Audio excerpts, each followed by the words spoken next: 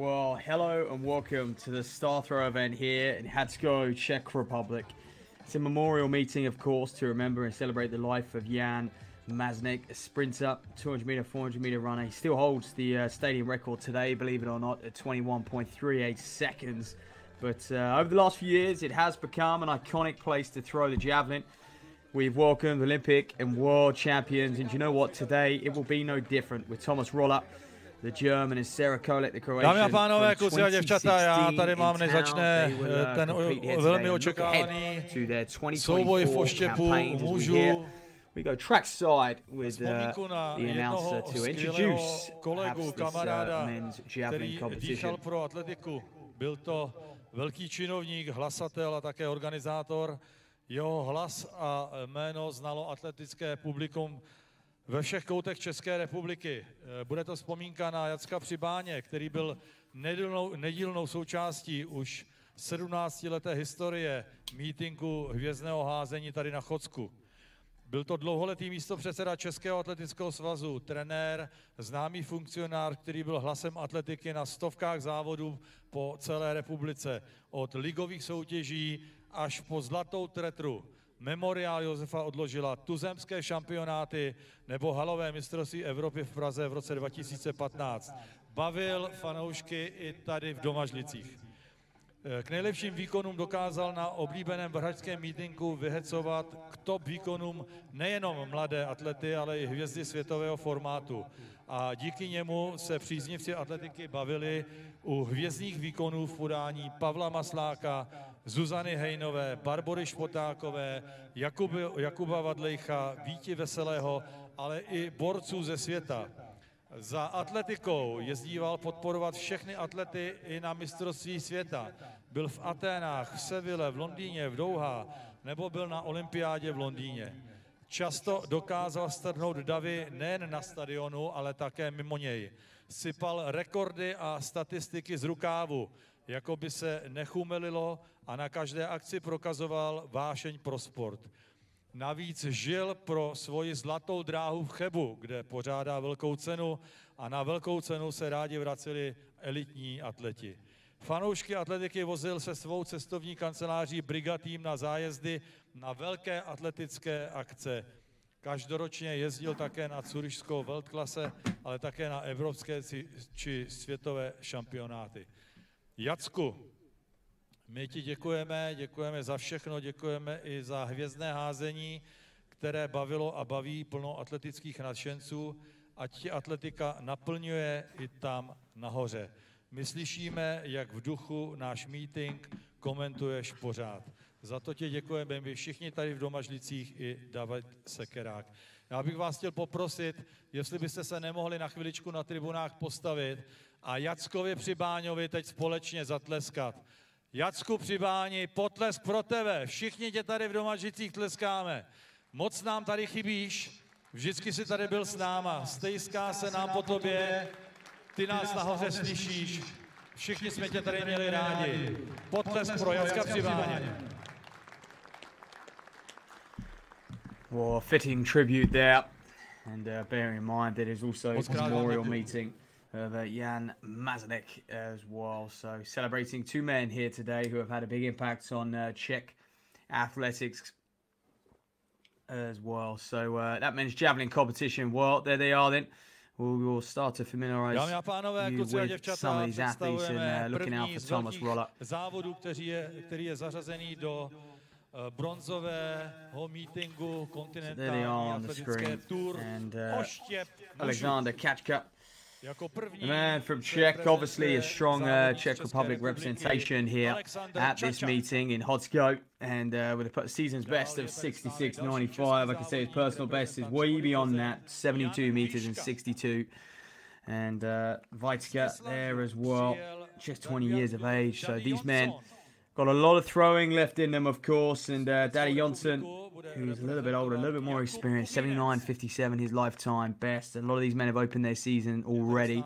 One man who hasn't is Konecki here, and 80 meters is lifetime best. So if he can get near that, he's going to be threading for the victory, especially when looking at season's best on paper. And Yaroslav Jelek here as well. Very experienced man. Marziglot, 84 meters and 97, his lifetime best, ranked 24th in the world. He's someone who's got a realistic shot of making that team for Paris in 2024. And Kyriazis there of Greece as well, 80 meters, his season's best, 88 his lifetime best. But how about this man then? The Olympic champion, Mr. Thomas Roller from back in 2016. He was European champion in 2018 as well in Berlin on home soil. What a special competition that was in that fantastic arena there in Berlin. But he was 4th in the World Championships in 17 and 15 and just struggling to really find his feet. I mean, 2017 was a good year to him. He did. He threw that 93 meter and 90 centimeter national record, and well, the depth of German throwing. No one's gone beyond that yet, but he's just had his fair share of injuries over the last few years. And if you are interested in that man, he's got lots of his Instagram. Very, very informative, how he trains, how he prepares, because javelin throwers, to be fair, we don't often see them kind of behind the scenes, what their winter season looks like, and some of these men actually will aim for that Winter Throws Cup. Obviously, no indoor season for them, so it is quite a long time to go without competing, so they always look to open early, hence why we've seen a lot of season's best already from these gentlemen. Usually, if we compare that to maybe track runners, they might be just about opening their season, but these guys have had 3, 4, 5 competitions in them already. Let's get things going here. So Alexander Kakchuk, just 21 years of age, this young man. He's ranked 229th in the world. He'll be looking to really bump up those rankings. He would have looked at that junior competition just before we came on air, actually. What a great competition that was. And he was a man who graduated from that over the last few years into the senior ranks. Well, he's good on the line, isn't he? Good run up, perhaps a little bit more speed needed, but just over that 60-meter mark. He won't mind that for throw number 1. 5 ahead of him. And now he'll kind of sit back, try and learn a thing or two from some of the superstars which will be performing here.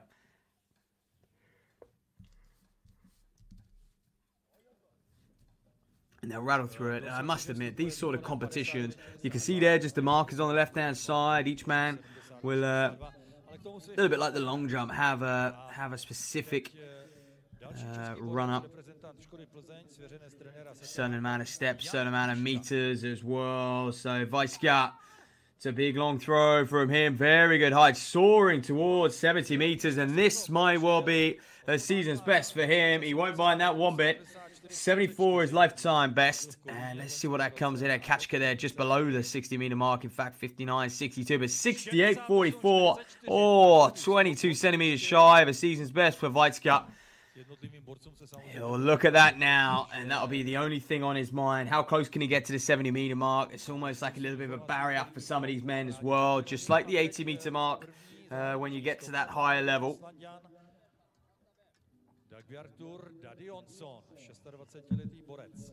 So, Dagbart Johnson here of Iceland. Good right-handed thrower. Soars that one into the sky. Coming down on the officials just over 70. So, as we'd expect, the throws getting longer and longer throughout this competition. That's how it's often seeded. The man with the furthest season's best, lifetime best, Thomas Roller, will go last, so we can look forward to that.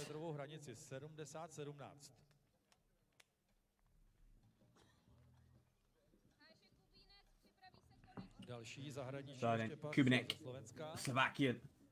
He's got his season off to a good start, a modest start, you would probably say, performing few competitions already. 74.59 his lifetime best. This one, the environment they're in, and a dedicated competition to the javelin, and they'll be able to just kind of find their rhythm, find their groove throughout the afternoon here in Hodsko.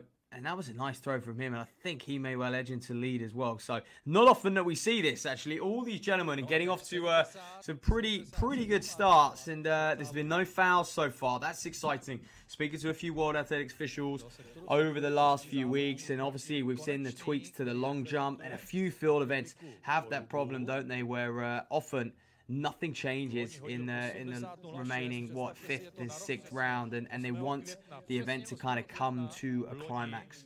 So that was one of the reasons why they looked to kind of change that long jump competition. But also we have that, we know at the major championships, we have that cut-off. The top 8 make your official final out of 12. But there are rumours about just cutting that down again, having a top 6, a top 4 as the competition progresses. So you're only as good as your last throw and jump instead of, you know, just pulling out one big throw over the course of a competition. Oh, just below that 70-meter mark then. So that's the first man who won't be too happy with his throw there. Konecki.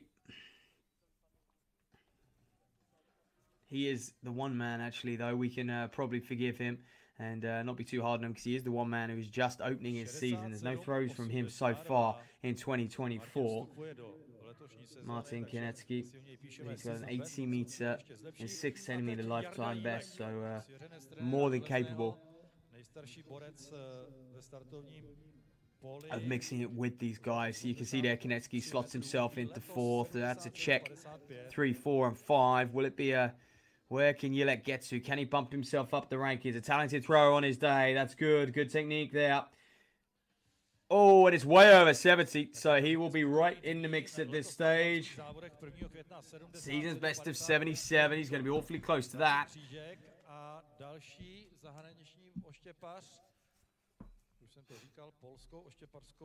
And we'll wait for that official result to file in as well. Osobák má 84,97 z roku 2019. Letos už hodil 10. března v Portugalsku v Lejře 79. Je to národní šampion. Just waiting. Where will that come in at? So Yilek, Jaroslav Yilek, well, he's fouled out actually, so he just fouled out on the board. On the line there, so that won't count. And the sole Polishman takes the runway now as well. Miroslav, the Polish, 26 years of age, 81 meters. He is actually the man in this field with the best season's best so far. And that shows in his world ranking as well. 24th in the world. He'll be looking at Paris. He'll want to perform there. Oh, and soaring out towards the 80-meter mark. That is something special already. That's a lovely first round throw for him. And I don't want to say anything, but the way we've seen Roller throwing recently, he's only just scraping that 80-meter mark, 80 meters, 62 centimeters. That was out in Nairobi at the Kip Keino Classic. One of those gold tours, World Athletics Continental tours, just like this is here today, by the way. Bronze established. So the athletes will be benefiting from a little bit of prize money as well. 1,000 euros for the winner, 600 for second, 500 for third, and 300 and 200 for 4th and 5th place respectively as well. Well, Karasis here, the Greek. He's had a very strong career, 6th at the World Championships in 2017, only a couple places behind Thomas Roller, who then was the reigning Olympic champion at that stage in his career. He was a talented junior, he was an NCAA champion as well, was Karasis, but he's just struggled really over the last few years. Saying that, lifetime best of 80 meters and 52 centimeters, and went to those World Under-20 Championships in Oregon, and no doubt that kind of sparked the conversations, inspired him to seek an NCAA scholarship to go and study abroad and hone his craft in the javelin. You just open yourself up to world-class coaching as well. Saying that, Europeans, notoriously the very best throwers in the world. Germany have shown that time and time again. Spitaka of Czech Republic as well has shown that time and time again. She is obviously the current world record holder. We'll get to that women's competition after the men. Look at the difference in speed there and aggression from Thomas Roller. He's an absolute perfectionist as he throws the javelin down the infield there, his very, very first attempts, and just shy of the 80-meter mark, and he'll just be a little bit frustrated. You know, he is a man who is very, very good at just self-analyzing as well, and I think you have to be in these kinds of events. You really do, because yes, you have that interaction with your coach in between events, but you have to go and put that advice into play. You also have to understand how you're feeling, where you can tweak it to really improve. So that's everyone for round one.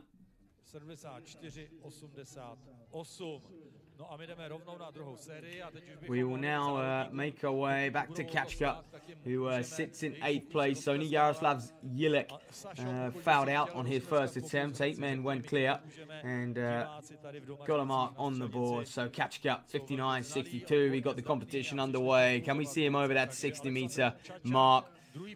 It will be good. He's more than capable of doing it. Personal best of 72.62. And just look at the way they warm up. Their mobility in the upper body, and a lot of their training techniques as well, and training regimes will be just focusing on that shoulder mobility.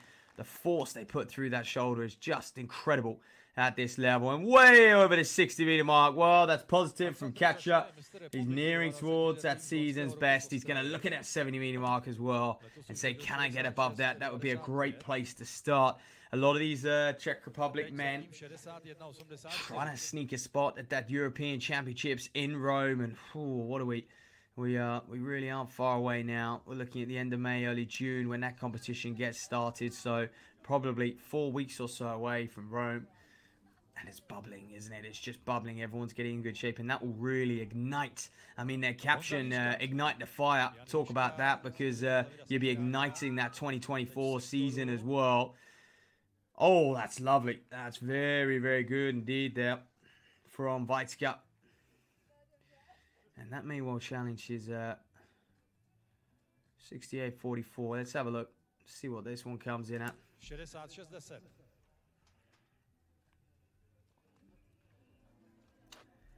Well, 66.10 then, so not quite his first round throw. Still, though, at this level, at this stage in the season, you just want to get as many throws under your belt. Really learn from each one as well. Jonsson of Iceland, well, it's going to be bang on 70 meters, give or take.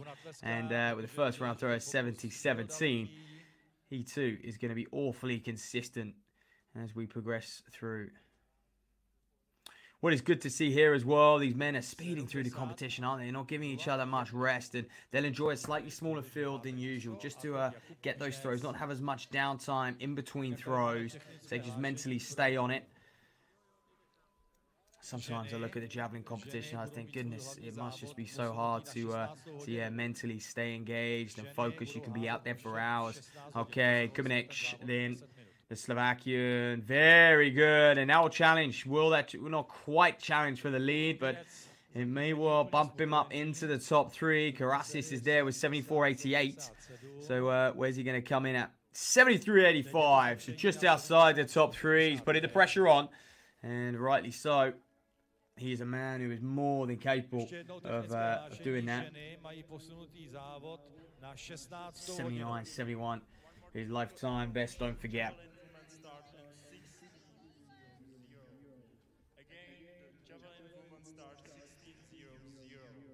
Okay, Konechki, capable of well over 70 meters. It's a pretty modest 67.82. Season's best, though, because that is first throw of 2024 officially in competition.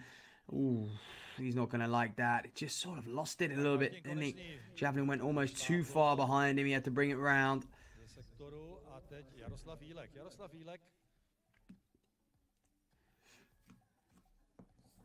You've got to love these dedicated competitions to events. We have got some track events to look forward to a little bit later on in the afternoon. I mentioned it's the memorial meeting of Jan Mazanek, and he was a 200 meter, 400 meter runner himself.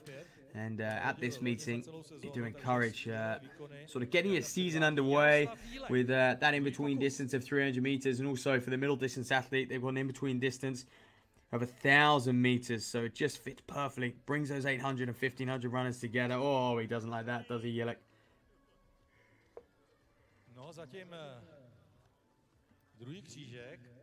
No. Straight through. He knew straight away that he wasn't going to be able to hold it together. And he'll look ahead now. I mean, he is awfully consistent, I must say. He's got a season's best of 77.55, but he's thrown 77 meters on 5 occasions already this year, and that's been his leading mark, let alone what he's done throughout that competition. So he seems to be just, you wouldn't want to say stuck on 77, but that seems to just be his mark that he can do on any given day, whether he's you know, feeling good, feeling a bit sluggish, feeling fatigued, going through a bit of a training stint, he can still produce that 77 meters. And I always think consistency, that's one of the most encouraging things for these men. If you're always hovering around a distance, you know, you get those conditions right. You go into a competition feeling fresh, loose, and ready to throw big, and you can just catch them, can't you? And you get that extra sort of 4 or 5 meters without even trying much harder. And that's well over 70 there from the Polishman, Cyprian Maziglod there. And what will he come in at? Currently sits in second anyway, 75.22. And that will be no improvement. No improvement for his first round throw, 77.77. Alright then, Karasis, the man from Greece. Mentioned he's a former NCAA champion, 28 years old now. He's the Greek champion as well.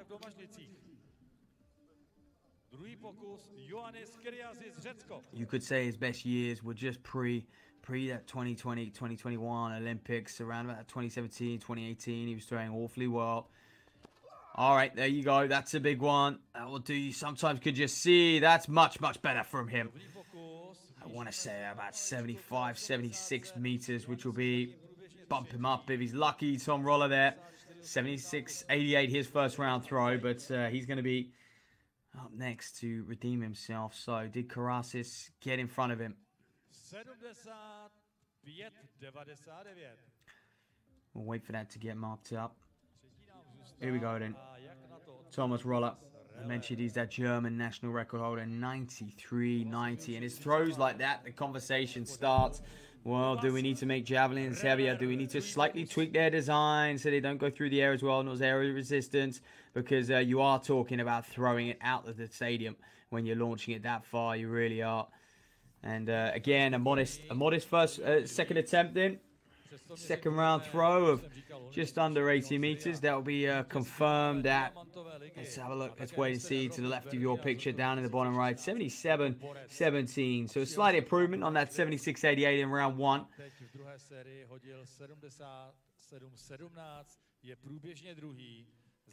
So he will take that, and mentioned him before about his training techniques as well. A lot of it is mobility, just as much as strength, and it's great to see some very, very specific javelin exercises as well. So he's a bit of a content curator, motivational speaker as well, starting to set himself up for perhaps a life beyond athletics, beyond javelin throwing. And it's difficult for athletes. You don't want to admit it, do you? It's something which has consumed your life for the last 20 years or so and more. You don't want to admit it, but you do have to start planning ahead for these things if you are an athlete like Tom Roller. I mean, 8 years ago, he was in the pinnacle of his career, an Olympic champion. He'll be really pleased if he can just get back there and perhaps finish his career on a bang. Not to say he's been mentioning retirement anytime soon, but one can only speculate. Nice throw there from Kachka. That's going to be near his season's best. I mean, 66.95. Where's this one going to come in at?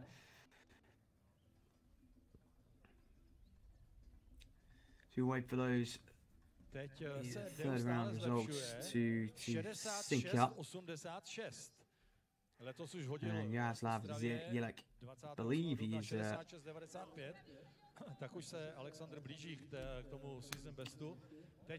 down again. So Vichka. It's good from him. It's good. It was quick on the release, wasn't it? Or just inside 70 meters again. So no improvement for him. He seems to be just. Oh, well, how about that? 66.86 confirmed for Kachka. Got the live results coming through on my feed as well. And so he's not far off that season's best of his. Well, Dagbata Jonsson of Iceland. Here to spoil the party. Again, still relatively young in terms of javelin throwing, 26, 27 years old. Slightly different approach, isn't he? To the others, he gets superb height on it, but it just comes down. Again, it's modest for him, someone who's a 75-meter thrower, this season. 79-meter throw out on his very, very best. And conditions look good, but don't get me wrong. It looks very, very still out there. You can see those trees. They're not even moving at this stage. Javelin throwers are people. They do want that little bit of wind, so they can almost catch it, and it can just fly. It can stay in the air that little bit longer and cut its way through. It's quite fascinating when you have those air resistance conversations with javelin throwers and their coaches, and they talk about perfect conditions. Very, very technical event. They make it look so easy, though. And one man who does that very well. Whoa, what's this in? Is that the 80-meter line or the 90-meter line? That could be well over 80 meters.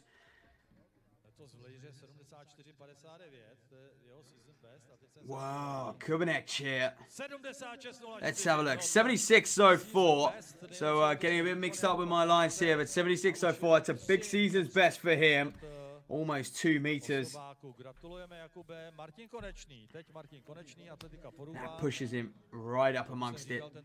Kubanek into third place. He overtakes the Greek Karasis, who's 75.99, so 5 centimeters. Can you believe it? Overthrow is absolutely nothing. It's so crucial to get that javelin in the ground. It obviously measures from when it pierces the turf. So here we go. Konechny. You could tell he's frustrated already. He just knows he didn't catch it right. The release just wasn't there. And again, just not quite clicking for him at the moment. But like I said, maybe we'll cut him a bit of slack. Season's just opened.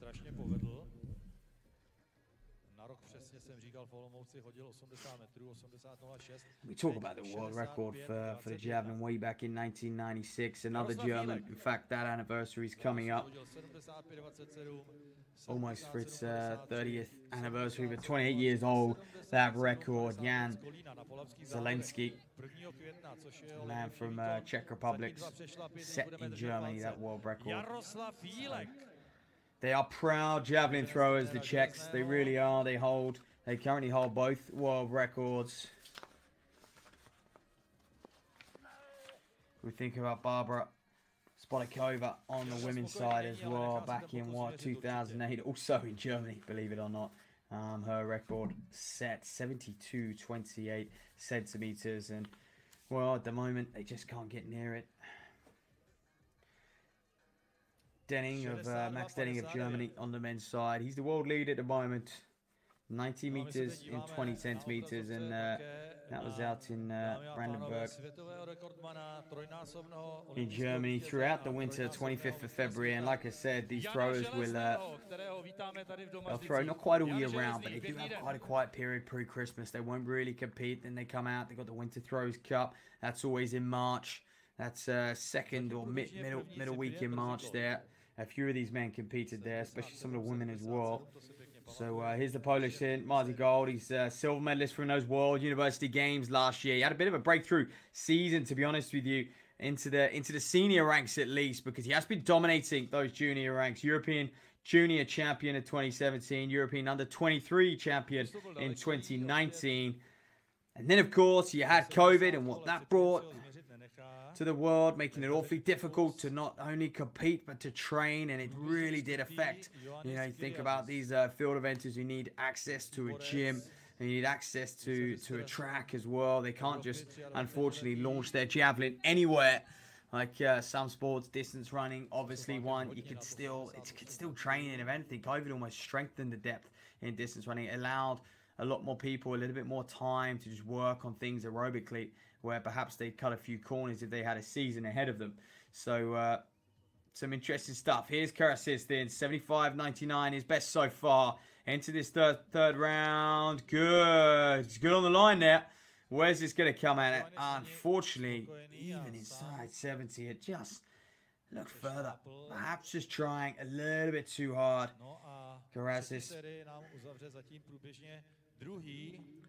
Man, he's 31st in the world. It shows you the strength and depth, because we've got Marty Glot, who's 24th in the world. Karasis, who's 31st, and Roller, even though he is the Olympic champion, finds himself down in 49th place in the world on those world rankings. But of course, it does take a multiple throws. Consistency pays for those world rankings, those points. Well, we're still trying to figure them out. We're just, Roller, he's through.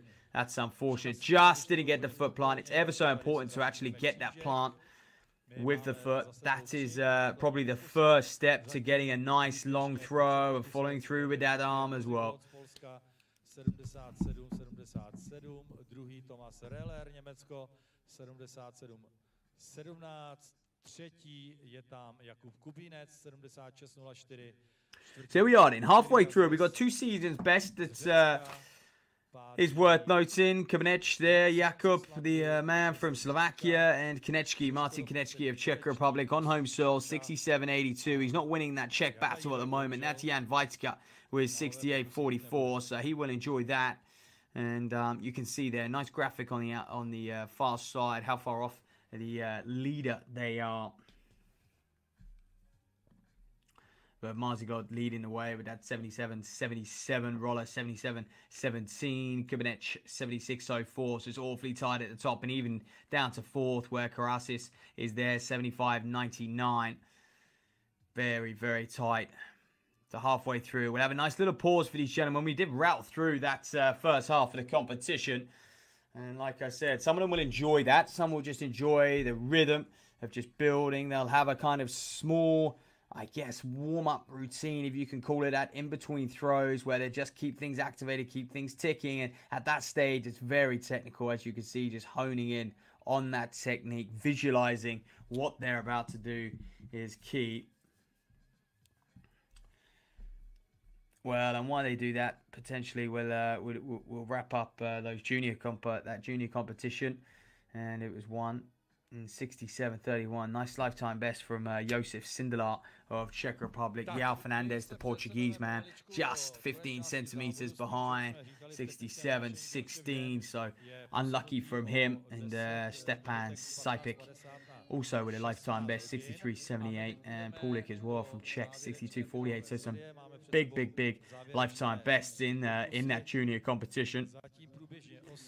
They warmed up the runway for these men.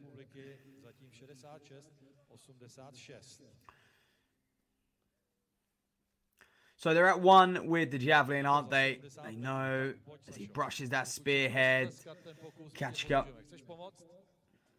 Red and white hooped javelin, ready to soar through the air. He takes a good grip, puff of the cheeks. Like I said, it's fascinating to see how each man just builds and prepares for this, 20-second explosive burst as he launches that javelin off and away down the infield. Perhaps a little bit too much height there. You're looking at 62, 63 meters if he's lucky from Kaczka, which that won't improve on his 66.86. I can tell you that much. Které tady borci předvádí. Tak zatím to zlepšení u Alexandry Čači není, 64.06. Sedmý průběžně v pořadí je Martin Konečný. Well, Martin Konečky, 67.82. He's got a season's best. That was easy. He hasn't opened his season yet. Can he improve? 80-meter lifetime best. Quite frankly, he's just not quite at the races at the moment. But we'll give him the benefit of the doubt. We'll let it build into this competition. How's this shaping up? How's it looking? Drops at the sky. Well, that won't improve, I don't think, on his first round throw of 67.82. That's maybe more like his third round throw of 65.21. And just a little bit of a shake of a head at the moment from Konečky, ranked 76th in the world.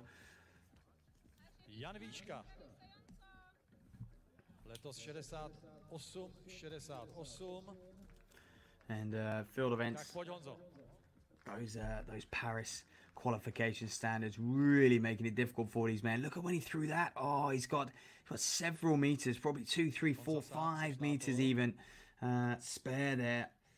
As Jelek, let's Vajtka apologise. Look at that, just released it just a bit too early. Perhaps a little bit worried about running out of runway, and that's understandable, to be honest.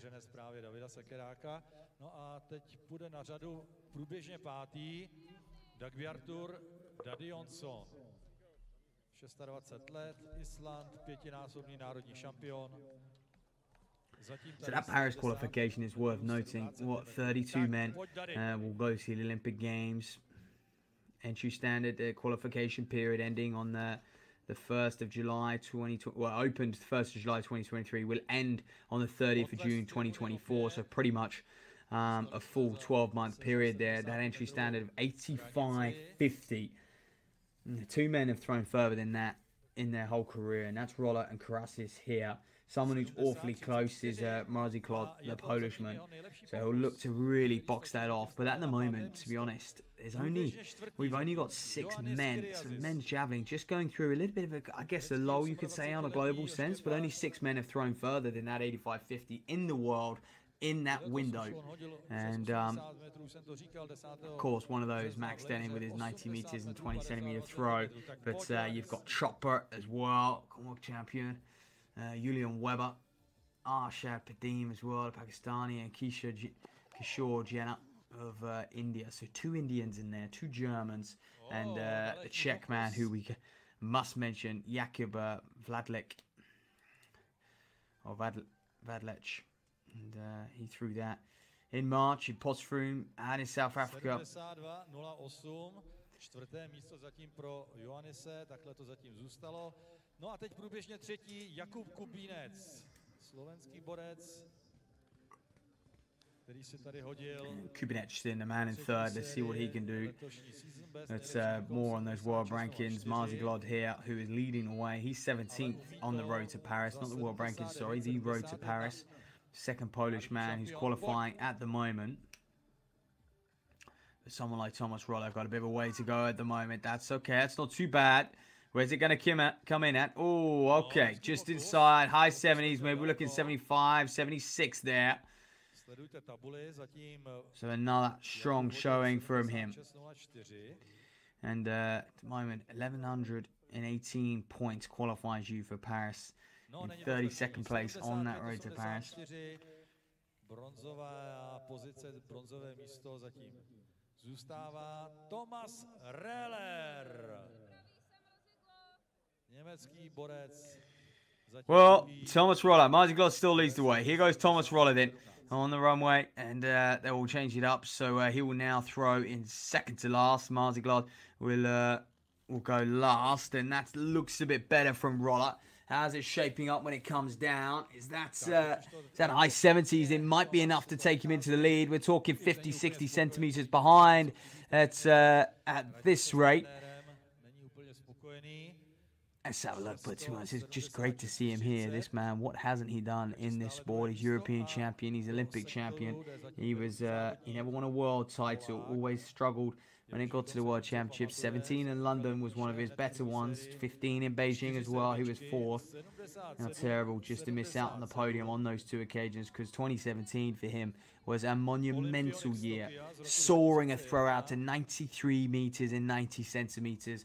Like I said, we hardly ever see those throws over 90 meters. But when we do, we start to hear the rumors, the questions going, do we need to stop throwing on the infield? Because it won't be long before it doesn't even land. It doesn't even land itself in the grass.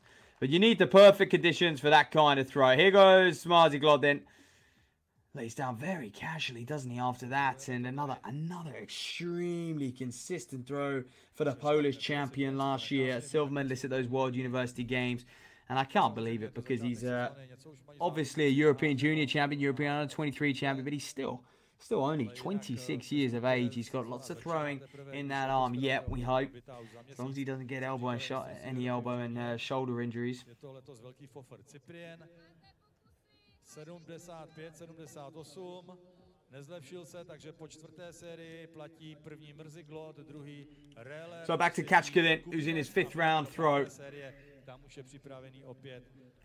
And the beauty of this is actually, and it's another thing World Athletics has been talking about, is just focusing so we can understand the story of these competitions. Sometimes the broadcast, we flick between too many events. It's very difficult for those at home to really follow it and track it. But here at this star throw meeting in Hodsko, and the memorial meeting of Jan Mazanek as well, competing on behalf of him, but celebrating his life, his career. died at just the age of 26. But yeah, we really can interact with this javelin. And this is what it's about. We can see the story unfolding. We can see the different throw techniques. We can actually learn about these athletes and follow them, follow their careers as well, and get excited. So there's Kachka with his fourth round throw of 64.06 into the fifth then. And where will he put him? It hasn't quite loaded up yet. We'll get that graphic on screen in just a moment. Samozřejmě dnes to počasí není úplně optimální, ale i tak děkujeme vám, divákům, že jste přišli. Doufám, že ještě přijdete a že povzbuzujete a tleskáte závodníkům za výkony. 67.82. Vajska will go next in sixth as well. A man who's capable of way over 70 meters. Over 80 meters even, albeit by 6 centimeters. Swings that javelin wide, right behind him. Pulls it through, and where are we? Oh, again. Just a little bit, just not quite firing, is he? Just not quite there for him today. He'll have one more jump to redeem himself, to really pull it out the bag. But he's just, and you can see there the powder. Obviously his hand chalked up for a bit of a better grip, but you can see that release, the speed they release that. Jan Výška. Loni se podíval na mistrovství Evropy do Jeruzalému, 23letých reprezentovat. So what can Výška do? Can he break into that top 5? It would be good. He's leading the way with the Czechs so far. They won't enjoy the fact that they sit in 6th, 7th, 8th and 9th to the bottom end of that field. That won't do any damage. No. 68.44, his best here this afternoon. He's gonna need to better that. He's gonna have any impact on this competition, but not a bad start for the season for him actually.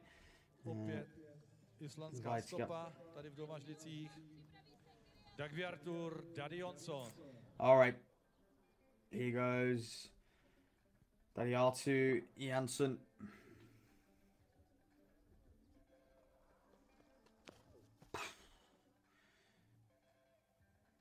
Oh, okay, just outside 70. Yeah, he's so consistent to Jansson, and the 5-time Icelandic champion. Yeah, what do we expect? He actually got second at that European Throws Cup last winter, 4th at the Throws Cup in 2024, and that was when he was throwing much nearer that well over that 70-meter mark, 75.62. His throw there to claim him 4th. Pretty strong competition as well, pretty strong contest, and hence why I kind of bumped him up the rankings a little bit. Sits in 58th. And man, he's capable of much more. Karasis as well.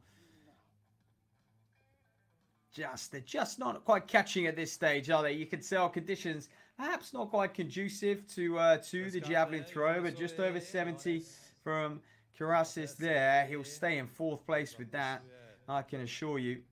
And 72.72, so not horrific. And that will start to eat into that season's best territory of 80 meters and 52 centimeters. And Komenečny, well, perhaps a little bit of a surprise to see him. But he is someone who is just, when you look at all these men, actually he's closest to his personal best performance at this stage in the season. A lot of men are quite a way off that, you know, 10 meters or so, but we're talking a few meters, three and a bit meters off his lifetime best. So you'd expect him to get near that, to break that this season even. Will he do it in Rome at those European Championships? Time will tell.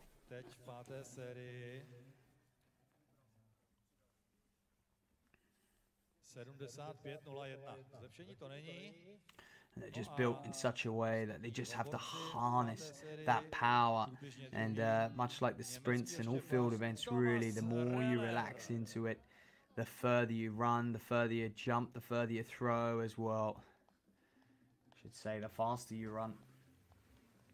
So Roller, almost tied for the lead. This 5th round, pressure's not on. He's got 1 round to go.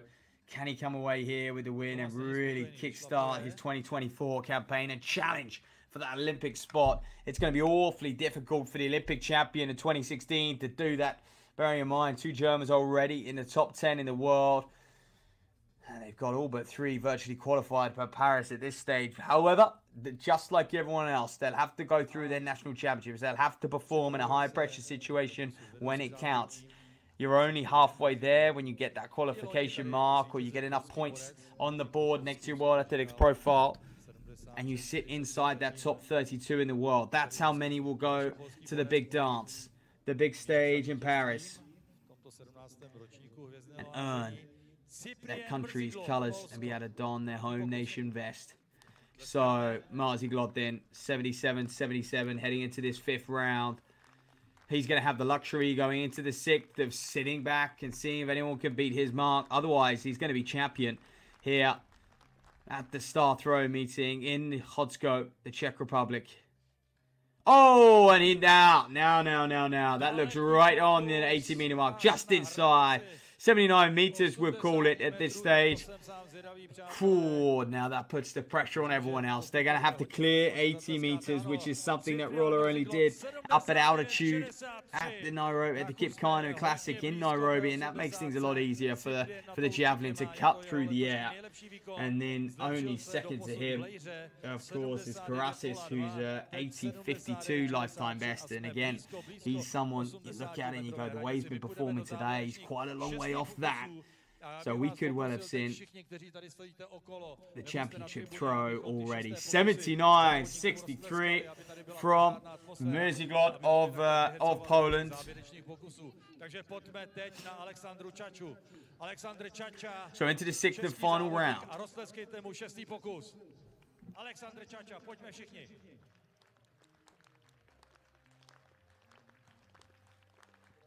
Alexander Chacha, the youngster, one of the youngest in the field, this man, just 21 years of age. Weitska, a little bit younger than him even. He's just 20 years of age. But Chacha, he's got a lot to learn, but he's good here. He's experiencing what life is like against some of the best. One of the best to take to this discipline. He is so high up on those all-time rankings, is Roller as well. But that's not too bad from Chachka there.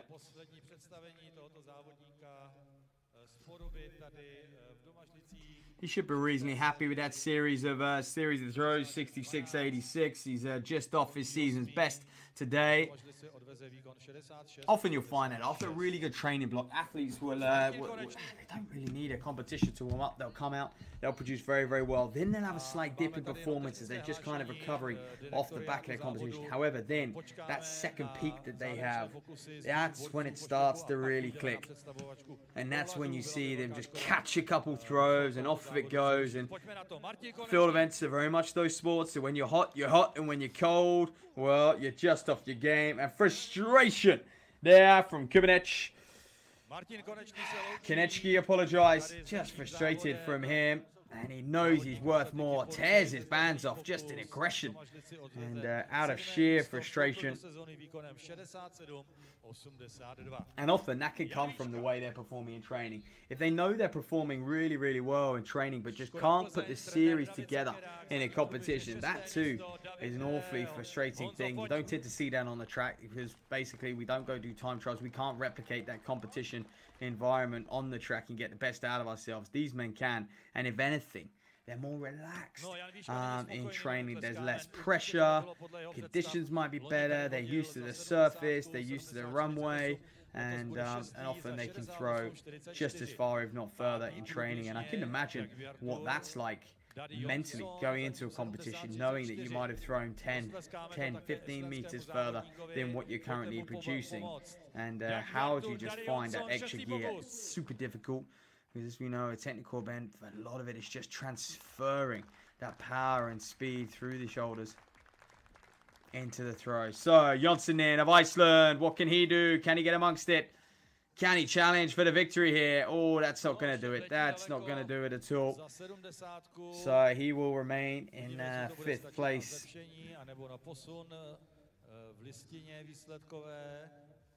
In fact, that might just move him up into 4th. 71-40, not quite, but it's it is best throw of the competition, so he'll take that.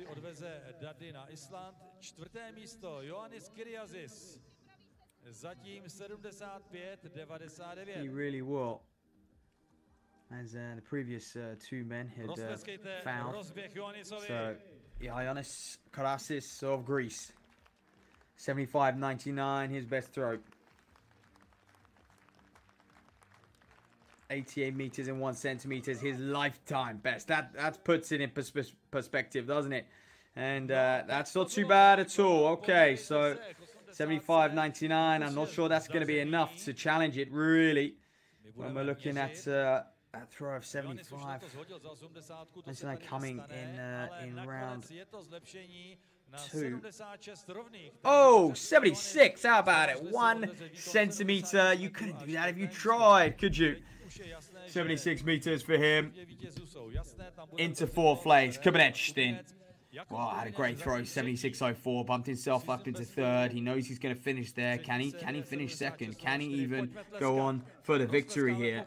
He would have to take a personal best pretty much to do it. His lifetime best at 79.71. Ranked 77th in the world.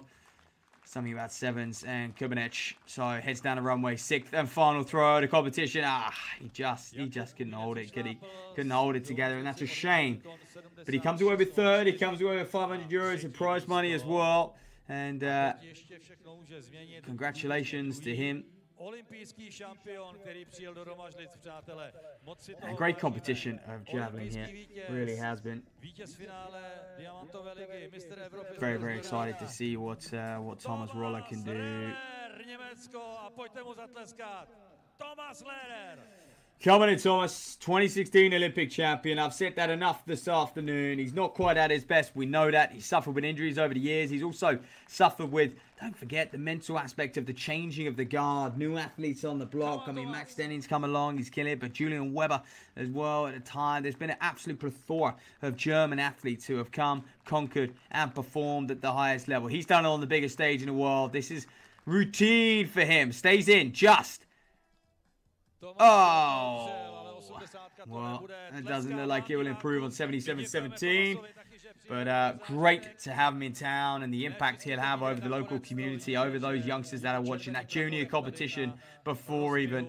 I'm sure they're picking his brains, asking him questions, training techniques, everything like that. Often, it's hard for an athlete to really put their training into context because, I'll be brutally honest, a lot of them, they won't think too hard about it. They'll leave that to the coach. They'll turn up, do their thing, and go home. And often that's how coaches will train them, will wire them to be as well. They won't want them to be overthinking it. They won't want them to be second-guessing everything they do. Why are we doing this? Why are we doing that in training? Sometimes you just got to get down, get your head down, and get to it.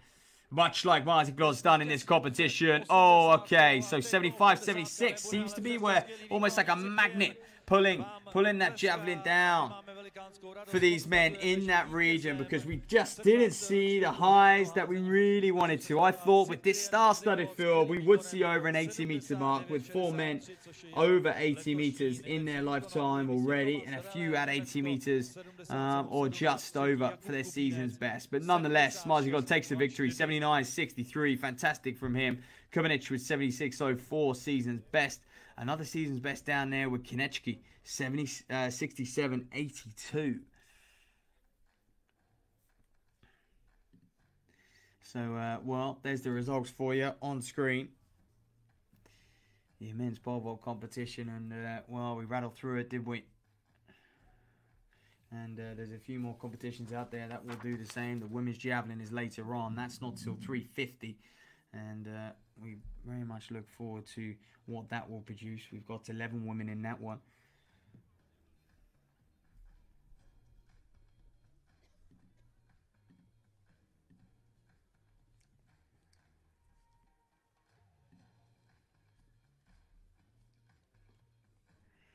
Shot put will be up next, but the next event on the track, we're going to be preparing for that men's 1,000 meters as well.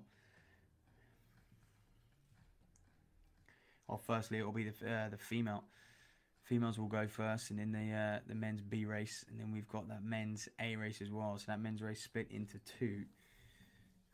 The females will run together at the same time. That men's long jump competition is going to get underway. They'll be introducing them any minute now.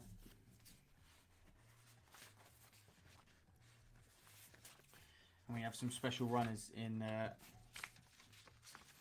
in that 1000. A few runaway victories it might be, but in the shot put competition as well. Thomas Stanek, the man from Czech. He won here last year, 21.77. What a fantastic result that was. And let's have a look at this long jump then. We'll let the announcer, track star, introduce a few of these men. But Vladek not starting. Dominic, unfortunately for him. But I'll be brutally honest, he wasn't a man who perhaps was going to contest the top prize here. Prochaska, 1610 is season's best, 1753 lifetime best, 256 in the world. 2P, David 2P, just 24 years of age. Gotsusic as well, 1895. Prochaska, 1885. Well, he's going to be a threat for the title here, that's for sure. Simon Mazur from Poland, one of the few men who isn't from the Czech Republic. Scotty Lincoln as well. He's been having a great year so far. And one of his claims to fame, that bronze medal at those Commonwealth Games Championships, 20 meters and 57 centimeters on that day back in 2022. But a big old introduction for him. Thomas Stanek, the man from Czech, 22 meters in 1 centimeter is a lifetime best. Season's best at 21.47. He won this competition last year in 21.77.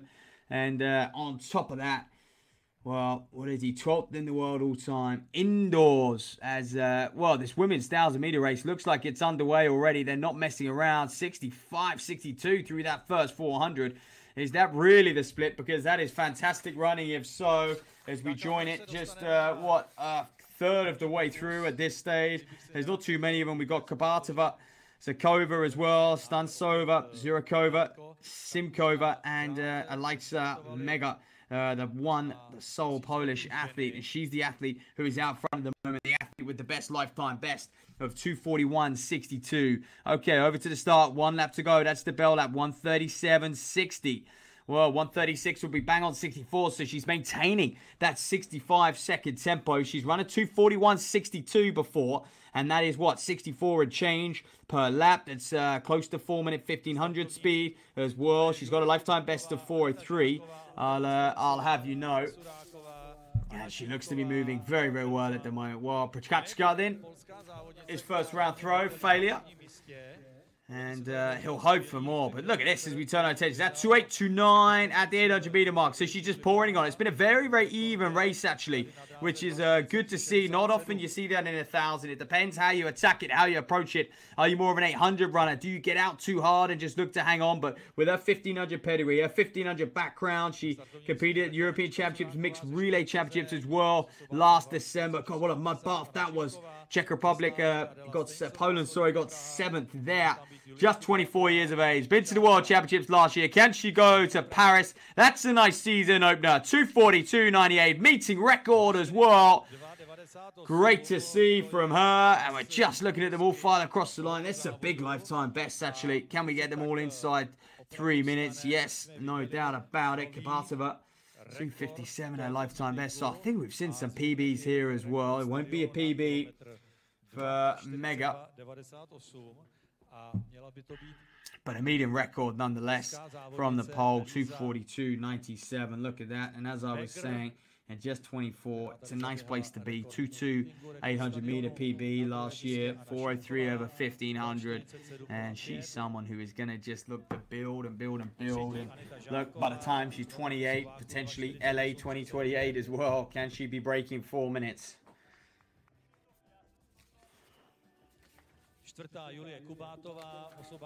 It's a short but sweet, that women's kilometer. Over and done with very swiftly indeed. And look at this then. Peter Goodswitch leads the way. 1916 is lifetime best. 1895. And there you go. Meet record, season's best, personal best, personal best, personal best. You can't ask for much more than that. And I must say, I looked at the conditions here and I thought it's hardly a breath of wind out here. And athletes will enjoy this. I'm sure these shot putters will too. It won't affect their starting position and their spin. Of course, you've got 2 different techniques, haven't you? The spin and the glide.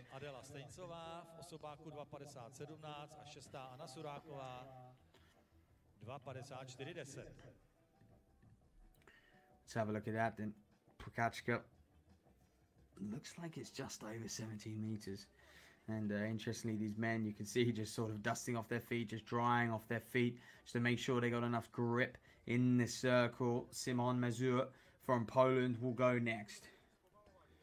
Mazur, someone who's 1876 this season. He's just sneaking inside that top 50 in the world. He's a World Youth Championship silver medalist back in 2015. Of course, that's only with the 5 kilo shot. That's not bad at all. He's going to be awfully...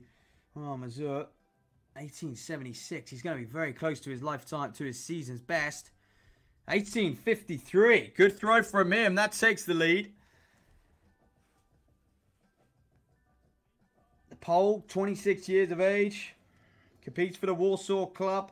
Silver medalist of those European Junior Championships in 2017. And again, just like we saw in the javelin throw from another Polish athlete, Marsglot, he was a silver medalist at those World University Games in 2023. Very strong indeed. There goes Scotty Lincoln, Commonwealth Games bronze medalist in 2022 on home soil in Birmingham. Well, British soil in Birmingham, you could say. Not quite home soil for him. But 2098, his season's best. He's 18th in the world. He is consistently making major championships, whether that be World Championships, European Championships. However, he's not consistently making finals yet. He's always that man, unfortunately, just to miss out. You look at his record. Got knocked out in the qualifying round in Budapest. Knocked out in the qualifying round in Oregon as well, and the Olympic Games in 2021. So 3 years in a row. Although he has that success at the Commonwealth Games, he just hasn't had the success at a major championships. And he's capable. He really is. It's just about producing it on the day, peaking at the right time. And perhaps you look at that Commonwealth Games medal, but also his 10th place at the European Championships in Munich in 2022, and the strength of European throwing. And you look at that, and maybe you go, well, it's probably one of his best results. But 10th of those World Indoor Champs as well. Back to Prokachka then. Oof. Wow. That's Thomas Prokachka. Just 21 years of age.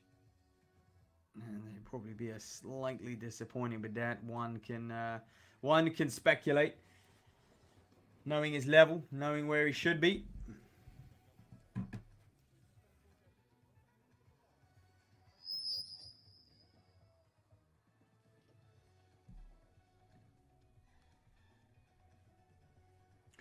Well, it's a real shame because Thomas Stanek was a man we were looking forward to seeing here after winning last year, but he hasn't turned up. He hasn't been able to make it to the circle to compete, nor Stanek of Czech Republic. So this field, which was 8 very high quality men, especially in someone like Stanek, in his abilities, what is he, 36th on the all-time rankings, 32 years of age, 4th at those World Championships in 2019.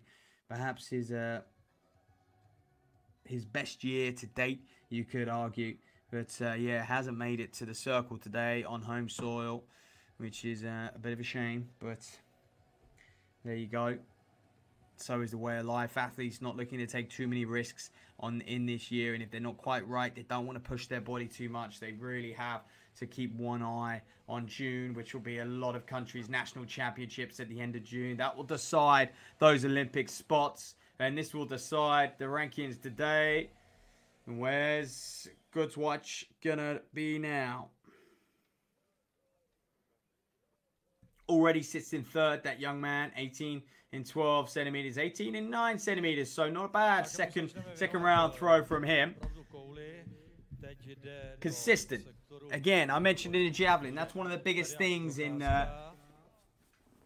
field events. If you're consistently on the mark, in all events really, if you're consistently jumping, throwing, running around about the same effort, no matter where you are in the world, no matter what competition you're in, it shows that you've got a big one. I always think they're the dangerous people because they've got a big performance in their locker. If they can if the stars align, they really can soar out above the norm. Decent throw there as well. Is that going to come in at maybe just under 18 meters? Looking at those curves. Snad to bude v té třetí sérii o něco lepší. Šimon Mazur, polský závodník. So Simon Mazur. První sérii. He's the next man to go. So that was 2P'd in 1707. Two Prochatskas. They have got marks. Oof, okay, there we go from Mazur. That's much better. And that's nearing his season's best. He's going to enjoy that one. 1876 is season's best. What's this going to come out? Look, bang on that 19-meter line. Potentially 1890, something like that. But it all depends where it lands, doesn't it? So Lincoln dries off the soles of his shoes. 1894 for Mazur. That's the season's best, and starts to near that 2018 personal best territory. The man for the Warsaw Club, who's very, very good with a 5-kilo shot, 6-kilo shot as well. Up to 7.2 kilos at this senior rank. Oh, Scotty Lincoln turning it on, isn't he? And is that an improvement on his 20 meters and 56 centimeters? Looks awfully close. And you would expect him on paper. You expect him to win here. He's one of the favorites. Oh, 2015, so actually a little bit less. I think often those curves just play a little bit of trickery on the eye, don't they, for us at home. So, Prochatska, time to get a throw on the board.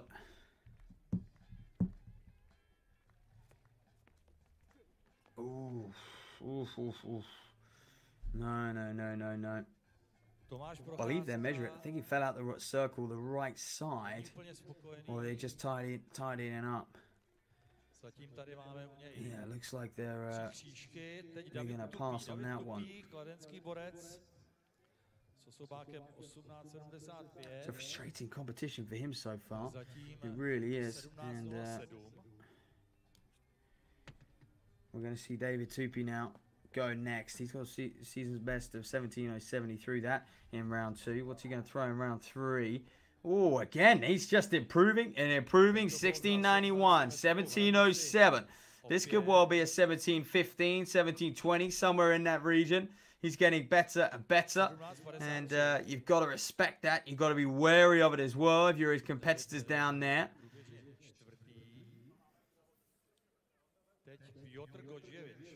So we'll wait for that mark to come in from Tupy. 17.53. Well, how about it? The man from Czech leading the way for those Czech athletes.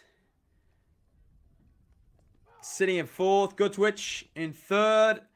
18.12. Again, that might challenge. So he's just building into the competition. 18.94 is Mazur in 2nd. You know that. He's been throwing well.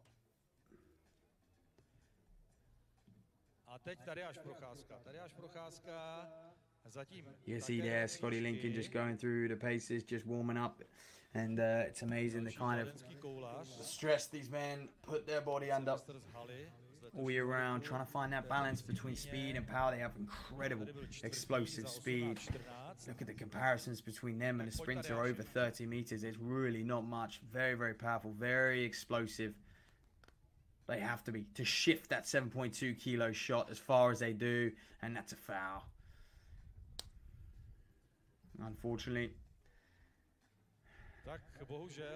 Again, Prochatska just struggling to get a mark on the board, and just losing it in the circle, almost spinning too fast there to Deas.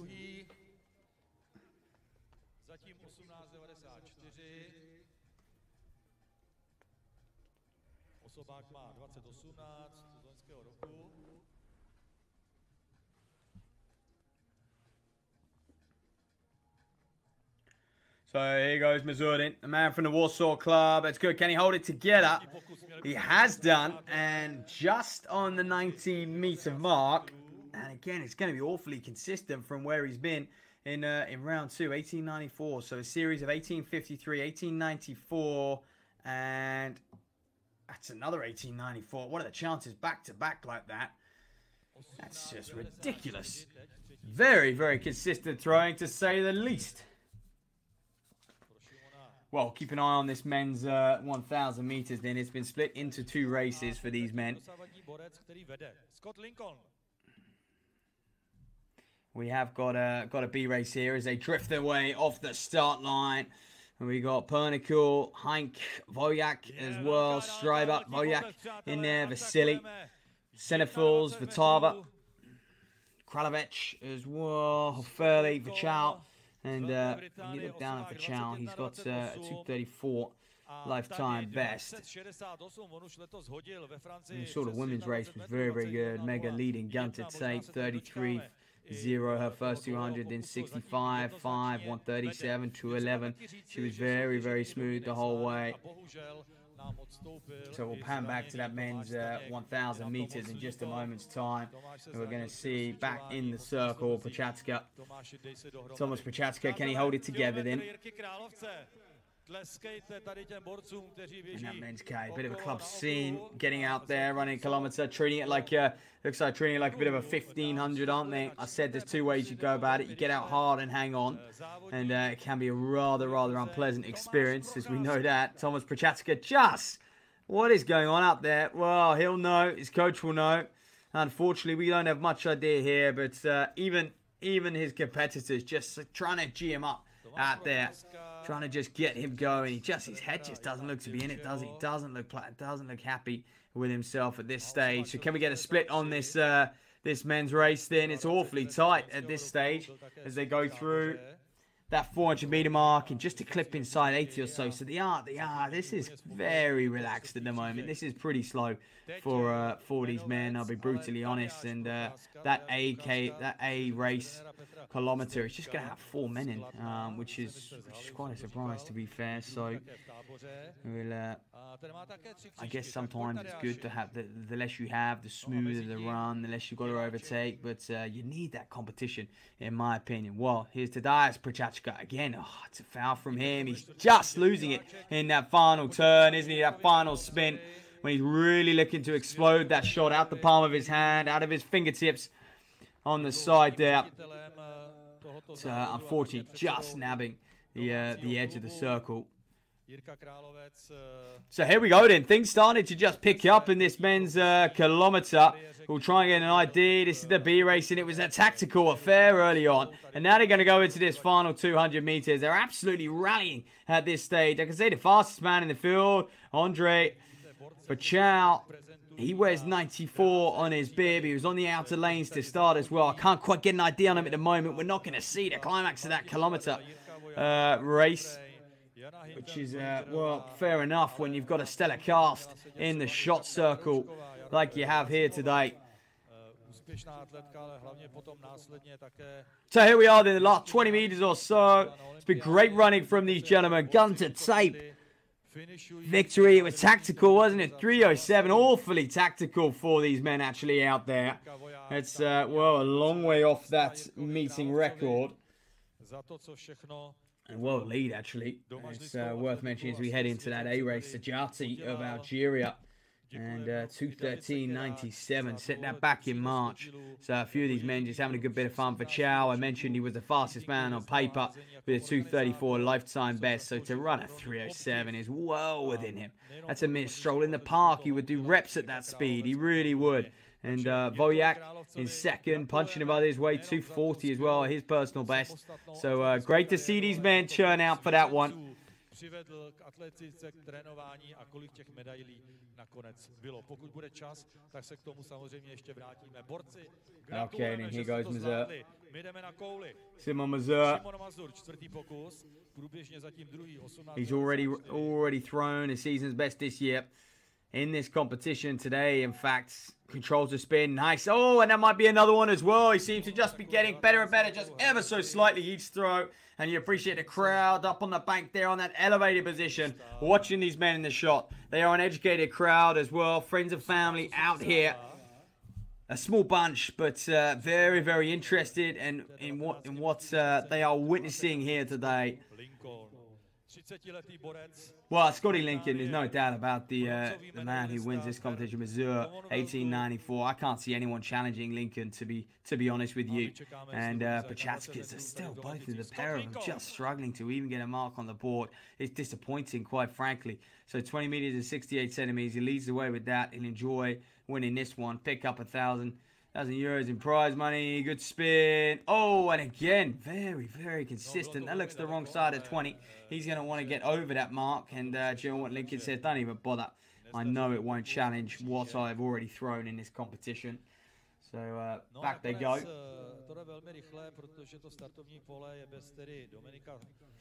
As we move on, and we move straight into the fifth round now. Prochaska. Again, fouls out. Not even fussed about getting a mark on the board. And I do feel like, actually, with field events, they're fortunate in a way. Because, if they're having a bad competition, they foul out. And people don't really know how bad. If you have a few 15-meter throws by your name, then people are really going to ask the question, aren't they? So they do get away with that. It would be nice. I'm sure track runners would enjoy if they could just scratch performances they weren't happy and only showcase their best performances. I know that's not happening here today for Prochaska, but often it can happen and they can take advantage of that.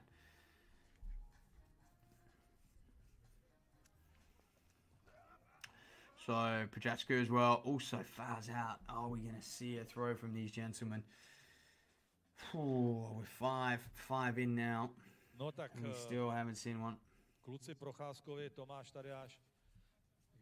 So then the men's 1,000 on the inside. Zakic, Hofter into Zico from Poland in 3 and Bagetta in 4.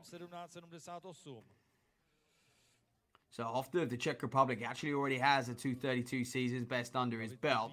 And Zakic as well, Poland. So the two Poles who come to this, 2:24 seasons best and 2:24 lifetime best for Zico. So these men are going to be operating well inside 2:30 tempo. But Baketa of Czech Republic, 2:22.54, his lifetime best. He's a fantastic talent. 3:40, 1,500 meter PB. Can he break that mark in 2022? He ran that personal best in Strava, of course. Where else? So these men looking very, very smooth at the moment. This is aggressive, hard, early running. I mentioned Baketa he's a sub 150, 800 meter man already. It looks like they're going to be well inside 60 seconds for that first lap, and rightly so. Goodrich in the circle then. He launches out. As we're going to be going into that 6th and final round ever so soon. Probably at the climax of the shot put will be a similar time to the climax of this kilometer out on the track. We're just waiting to see if we can get back to it. Oh, and things have really broken up, haven't they, as we pan back to this race. They go through the bell there. 1:23 at 600. That is lightning fast. We could see something around about 2:20, which, although it won't challenge that world lead of Sajati, he is a world-class talent. Someone who is going to be competing for that 800-meter gold medal in Paris. You bet your life on it. The man from Algeria. He ran out in Posthume as well. South Africa. So Missouri, a foul there in the 5th. For Scotty Lincoln to go for his 5th round throw before we go into that 6th and final round in the men's shot. So eyes on Nico Baketa at this point. We saw him go through the bell. We're going to see Scotty Lincoln throw first before we get back to that kilometer. 20:68. I said there's no doubt about the winner. I can't see anyone contesting that, throwing over that distance. Only himself. So he's Scotty against Scotty at this stage, and he's just falling off a little bit, isn't he? Perhaps a little bit of fatigue setting in, but that or just momentum and motivation. 2:22.93. Wow, that was a very, very good gun-to-tape victory for, I believe it was Baketa. We'll wait and see officially. And, oh, they couldn't get near him, could they? They just could not get near him, the man from Czech. That's a season's best, not quite a personal best. That would be 2:22.54. But he is an experienced man over the 1,000. He does that on home soil. Had a pacer. I say a pacer early. Oh, my goodness. He's gonna let them measure it at least. He's gonna get a mark on the board, and rightly so, because he struggled. 5 throws and not one marked.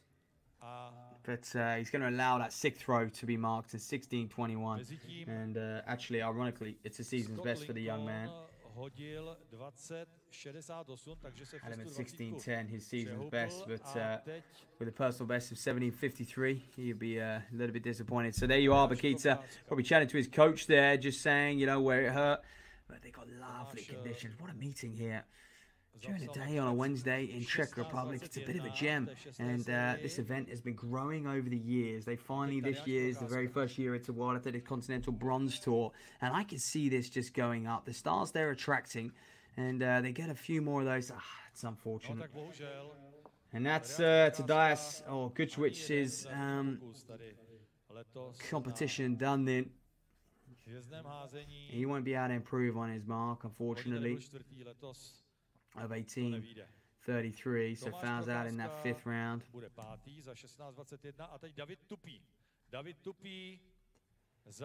Tadeusz Pogačar, well, what a disappointing career, disappointing competition from him. Not one throw marked, all 6 fouled attempts. And this is the thing, when you throw early, you almost think, yep, I got something in my locker, of course I'll get a throw on the board, and it seems to have a blank like that is almost like a field eventer's worst nightmare. Should just never happen. Should never happen, but the fact it's not a championship setting is, well, he's fortunate, but he's got to go back to the drawing board and really figure out what was going on today, because to not be able to put a throw together that counts, a legal throw, is very, very shocking. Well, there's Tupi. He throws into bid. 17:78 is season's best today. That came in the 5th. What will this one come in at? Foul in the 6th. And like I said, he was just improving and improving those first 3 throws. And even the first 4. So I don't think he's going to improve on that 17:78 that he threw in the 4th. All right, the powerful, the stocky Petr Gucwicz, 18:33. He launches that one. Oh, that's big. Yes, he says. That's much, much better from him. He really did. It's hard for shot putters to save their best till last. They got that fatigue in the legs as well. He was, I think he was hoping for 19. He'll be happy with that. That will, but also hoping for that second place. Only 18:94, just a tiny bit up the road. But I think he's going to stay in 3rd. And 18:45, so a nice improvement on what he threw in the 3rd round there. But yeah, he's got better and better throughout the competition, and fair play to him. People who can do that are dangerous, and they're very, very dangerous in that championship setting as well, because you just don't give anyone a chance to respond to your best throw, and that's how it should be. Oh, and that's lovely. That's very, very nice there from Mazur as well. He's over 19 meters. He saved his best till last. Will Scotty Lincoln be able to do the same? Him and Gucwicz embrace one another, respect one another, and congratulate one another.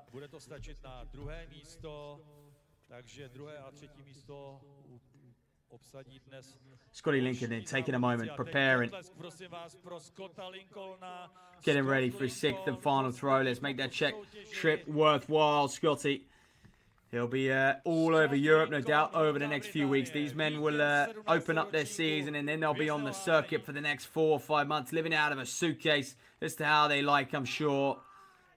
Oh, it's massive. It's absolutely massive from Lincoln. That's going to be challenging for his personal best of 21:28. Let's see what this comes in at.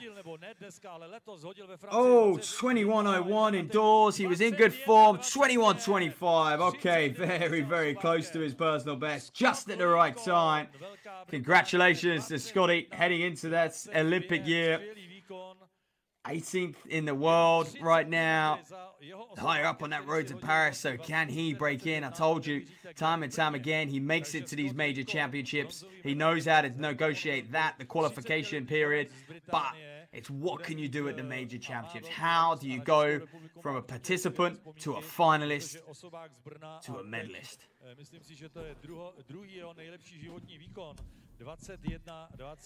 So that wraps up the men's shot put competition, all right. který by si to se Scottem Lincolnem určitě rozdal a myslím si, že i Tomáš by tady perfect, absolutely perfect from Scotty there to take that just outside his lifetime best. And next up, we're going to have that women's javelin competition. There you go. That concludes the men's competition now. As you can see, Simon Mazur as well, Peter Goodrich in third. Those guys just improving all throughout the competition. And Prochaska, well, this will be a competition he won't want to remember. And of course, unfortunately, we were due to have the national hero Thomas Stanek here competing, but he did not line up in the circle. So just those men. So we'll move on to the women's javelin competition, which is about to start, and we're going to conclude here with those 300-meter races as well, male and female. And you can see them setting up the blocks. Also, a bit of an unusual distance to say the least, but a great distance, much like the K early season for these athletes to get some running in their legs where it's a low pressure race. They don't have to worry about, you know, competing for a qualifying time or showing their form or losing out on a head-to-head battle as well. Often these national championship selection may well come down to head-to-head battles, how they fared against their opponents, their domestic opponents. Out there, I know sometimes it can be very, not only, it should be more objective than it is, but it can be quite political and subjective, picking these teams to go to the Olympic Games, to go to the World Championships. And, you know, we've heard the horror stories, governing bodies rejecting athletes who have rightly qualified through a World Athletics position to go to the World Athletics Championships or the Olympic Games. And I think we're going to see that again in 2024. It will be no different. You'll have athletes appealing and wanting to go, but their nation's saying, nope, we don't think you're good enough. We don't think you're going to make an impact at the championships. And what a shame that is, because the whole idea of going to your first major championships, going to your first Olympic Games, becoming an Olympian and gaining experience is almost dying. It seems to be all about the elite end. And but that's something World Athletics themselves are changing, and they're battling with the governing bodies, as we know, about that, because World Athletics putting on these continental tours that we're seeing, this amazing one here in Hodsko in Czech Republic, but and all the others that we're going to see throughout the year. We see over 100 World Athletics Continental Tours throughout the calendar year, and we know the next level up from that is the Diamond Leagues, but you've got your bronze, your silver, your gold tours as well, and your challenges below your bronze. So a fantastic tiered system that athletes can really kind of eye up and compete in and look to earn a bit of prize money as well. There's big earnings to be had throughout the season if you plan it right, and if you can negotiate the travel as well. It's an awful lot of travel when it comes to this sport. It's very hard to be at your very best for 8 weeks of the year and negotiating travel. The way it upsets your routine, you cannot overlook that.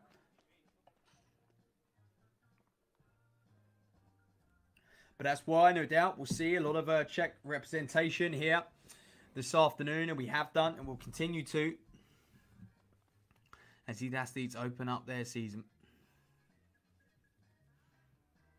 So just waiting for this women's javelin competition. We believe we're setting up for this women's 300 meter races as well. First one off at 3:55.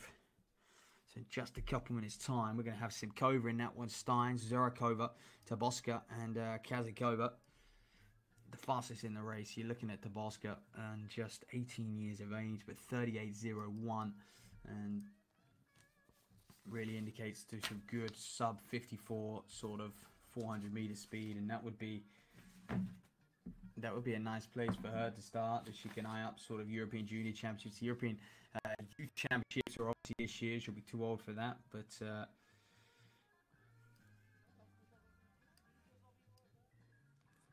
so Teresa, Taboska,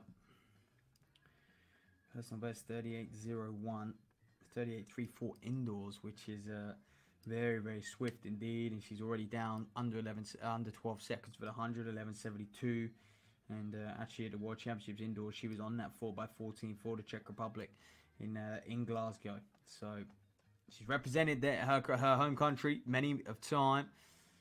It's looking to do it again in 2024 at the biggest stage of all, that Paris Olympic Games. How that would change her career, change her trajectory, and perhaps take her to new heights. But first, she's got to get over. She's got to attack this 300-meter race.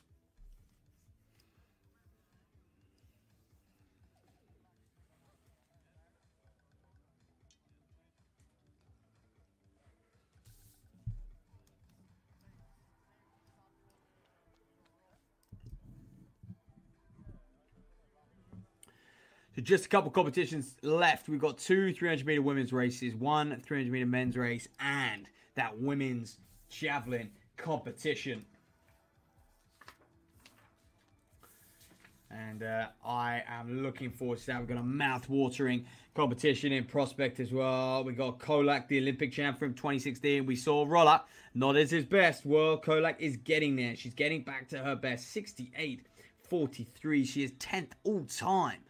Ladies and gentlemen, on what she threw. But she's a national record holder at the under 23. She was just an under 23 at the time when she threw that mark of 68.43 back in 2017. It was a good year for her. But unfortunately, just missing out on the medals in London 2017 at the World Championships. She got 4th, torturing 4th after her historic throw of 68.43. And you look, anyone getting near that 70-meter mark is, well, you're putting yourself in very, very good company. With more in a javelin to come. So Stein's over here in 3 then. So in lane 3, just well to the right of picture, white top, red short. She's the only one with a season's best of 42.67. Zadakova here in 4, I think, is not running. So in 5, you got Toposka, and right on the outside, Kazakova. So Zarakova with a 40.90 lifetime best. She was the one who was going to look to challenge in 5 Terese Toposka, just the 18-year-old. But with her not here, you look like it may well be a bit of a procession, and Toposka's going to take it. It's just by how much and how fast can she run here today. Conditions near perfect. There's not a breath of wind down here. The only thing perhaps it's lacking a little bit is a bit of warmth, but you can see a lot of athletes in layers down there, and tracksuits and jackets. But what do you expect? It's a season opener on the border of the East Germany in Hodsko here in the Czech Republic. World Athletics Continental Bronze Tour. Toposka, a special athlete, went to those World Indoor Championships in Glasgow. Great experience for her there, coming off of those junior and youth competitions throughout her career. And away they go. When it started, wasn't messing around, was he? It was set and go in a matter of, well, probably half a second or so. But I said it was all going to be Teresa Toposka. How much is she going to win by? Look at that margin already. She's 38.01 seconds is her lifetime best. Obviously, she hasn't competed over this distance yet. This is a bit of a warm-up into her season. What can she do over 2024? Will she feature in that Czech 4x14? That's probably what she's running for now. She won't make the individual cut. Not yet, at least. Not in this career. She might do, but she's definitely going to win here. Look at this. Watch the clock as well. Can she run a lifetime best? Oh!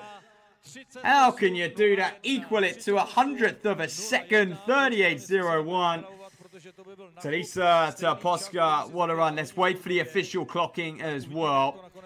That's an unofficial mark at the moment. We'll see what that comes in at, but wow. No problem at all. 37.99. Well, it's so often the way, isn't it? Officially, when they just look at when the athlete breaks the plane on the line with their upper body, they often find it's a little bit quicker than what it initially comes in at. So 37.99 from Toposka. Simkova 41.11. A nice personal best for her, and Steinsova 42.20 season's best. But look at that personal best in there. Oh, so then your women's javelin competition. And I was briefly hyping it up as we can get excited and look ahead on the inside. Then, well, first to be announced, should I say, Jonah Aguay of France, 52.04, her season's best, lifetime best of 58.12. So, Aguay In good company here. She's going to have to do her best just to hang tough and stay in this competition and not be overwhelmed. Canadian. This is the most international field of the day, by the way. Ashley Pryke of Canada. Železná here, 59-16. The Czech. Look at the depth they have as well. It really is one of their national events, isn't it? So, Tabakova, 59-39, her season's best. Also her lifetime best, 61-32, personal best for Gilarova. She'll open up her season here today. Sikova, 62-12. She's having a good season so far as Sikova. She's a national champion, national under 23 record holder with that 62-12 as well. So not to be sniffed at. Takemoto, 59-06. That's Tugs's 60-50. Fourth at those Olympic Games in 2021. Can she get back to that level, to that performance? But there she is then, the Olympic champion in 2016. We were delighted for her then. The European bronze medalist in 2016 also. Fourth at the World Championships. National record holder, you name it, 68-43, Sarah Kolak.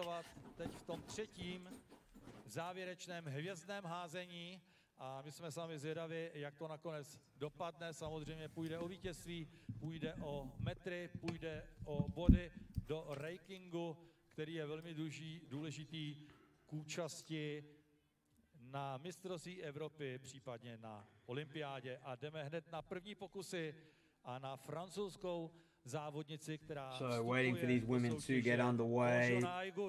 The first one up then already. That's Agui of France. Come on in. Where's she going to go? Oh, that's a nice mark already. And that made what better. Her season's best of 52 meters in 4 centimeters. And, okay, not messing around. And you can see some heavy strapping on that knee. The way they plant their knee to put so much force and power through it. And we've got a great crowd down there. And, well, we've seen lane 3 beer and cheer, haven't we? Crowd on the track cheering. And not often you see them on the actual runway where these athletes are throwing the javelin. So it's superb to see them down there. And here goes the Serbian Ivana Đurić then. 52-57, her season's best. Her and Agui are going to have to really throw some to get amongst it in this competition today. Oh, throwing just a little bit too early for me. She's got a long way to go before she releases it, and she'll know that, so she won't be panicking at this stage, the 23-year-old.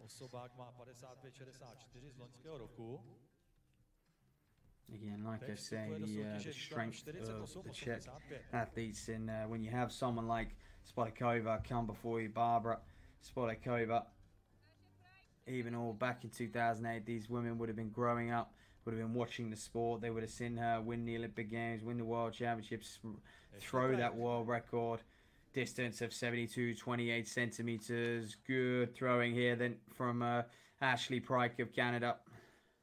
Ashley Pryke. Ooh, okay. A long way to go on her personal best, but fair play. She's a long way from home at the moment. This is it. Often athletes like these Canadians, they're going to come over now. They're going to base themselves in Europe all year long. They may well have to fly back for their national championships end of June, early July maybe, before that Olympic team is selected. But before then, they just know that they just can't get the competitions in their own country and the depth, but also be able to pick up a bit of prize money, appearance fee on the circuit. Rightly so for these professional athletes, for them to be able to continue their career at this level. They need to be able to do such things. But also on the road, when you're a javelin thrower, it's not quite as easy as being a distance runner or a sprinter. You know, you need access to somewhere where you can really throw that javelin. So Sapakova then comes into this in good form. She's one of the few athletes who's got a lifetime best or the season's best this year.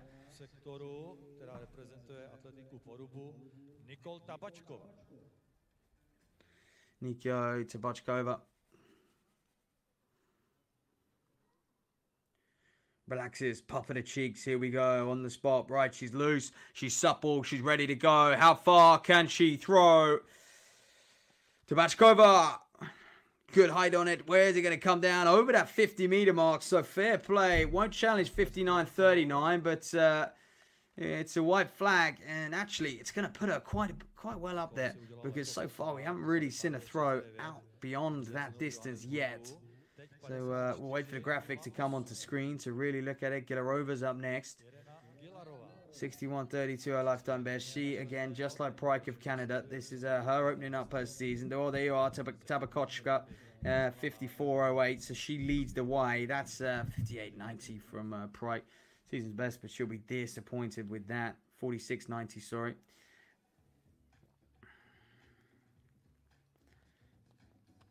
Gilarova, okay then. Does she go? All right, well, that might just take the lead. Gonna have a look, and the officials really have got to have a good eye for it, haven't they? Trained up, ready to spike the ground and measure that, and it literally will send that result back into our scoreboard.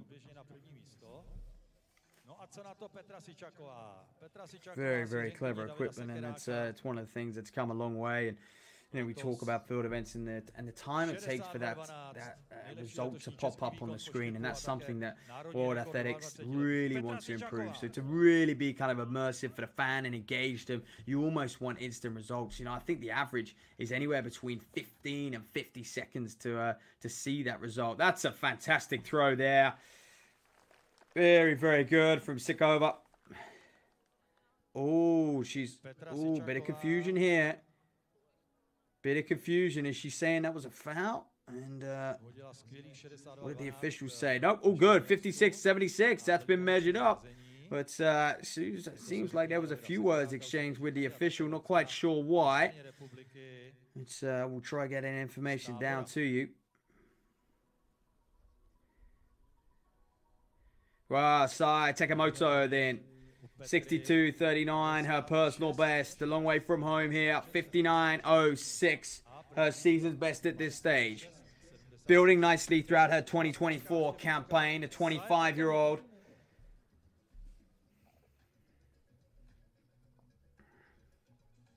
Very smooth on the runway, isn't she? Aggressive. That's good. A very, very quick transition, however. Just didn't quite pull it together at the end there. 52, 51 meters, somewhere around that mark. So she is worth a lot more than that, even on season's best, but also her lifetime best. One of the few athletes to be over 60 meters in this competition.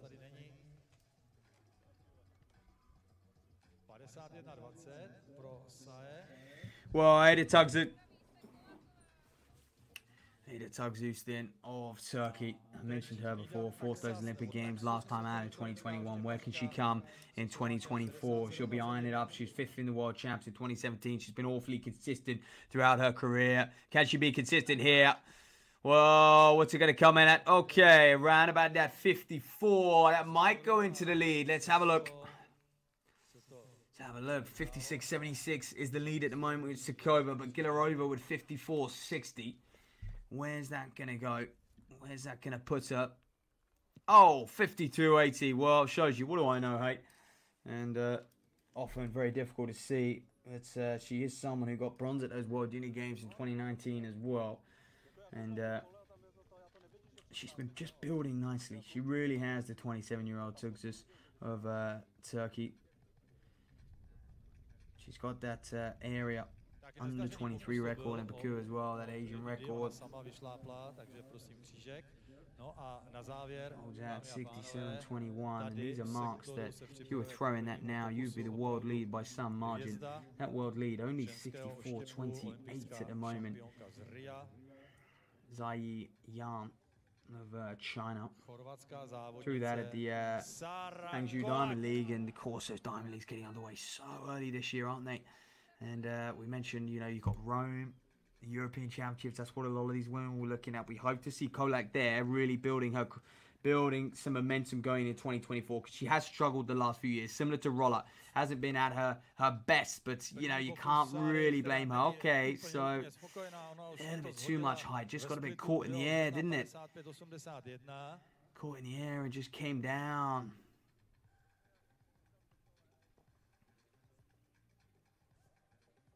But you wonder what goes through an athlete's mindset at that level when they've reached such heights of the sport. You know, 2016 Olympic champion Kolak, and you just wonder, don't you, how they sort of adapt and set goals and be kind of content with where they're at. And that's something they're very, very good at, is just accepting, look, yes, I've been here, but I'm here currently and I want to get back to there. But just really kind of breaking, setting those small goals throughout their career and just working towards them. And they know, I think deep down, they know consistency is key, turning up day in, day out. And if you miss extended periods, it's very, very hard to get back to the top and compete at this level.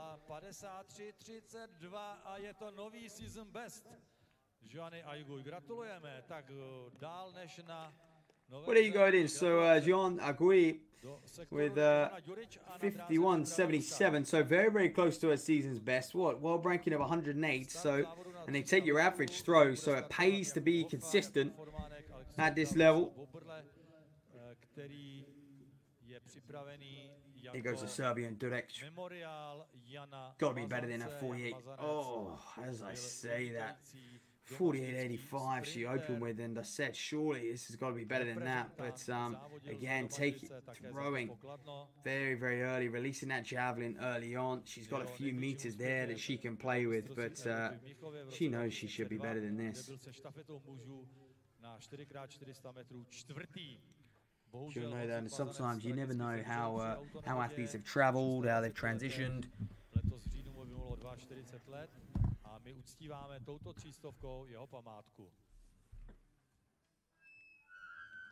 Ooh, Pryke. Yeah, Canadian 57.47.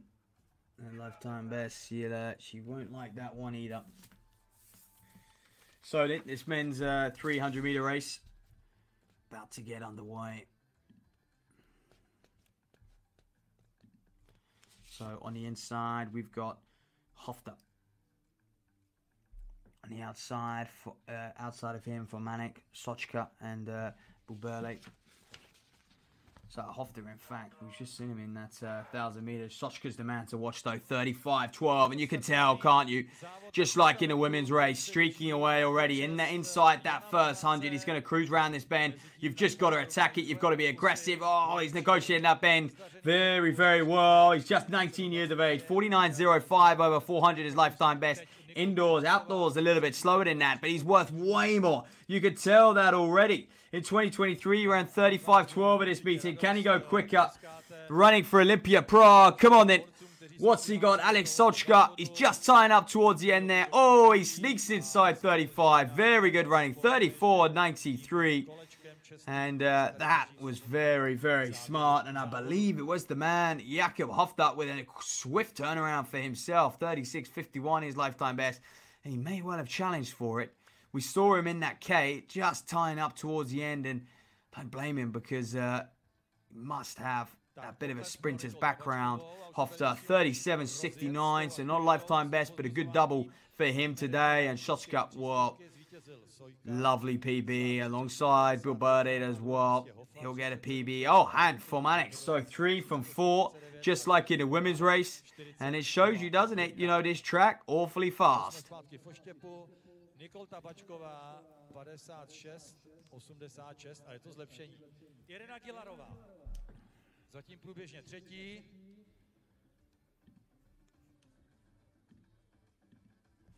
Well, let's get back to this women's javelin competition as we're watching Gilarova now.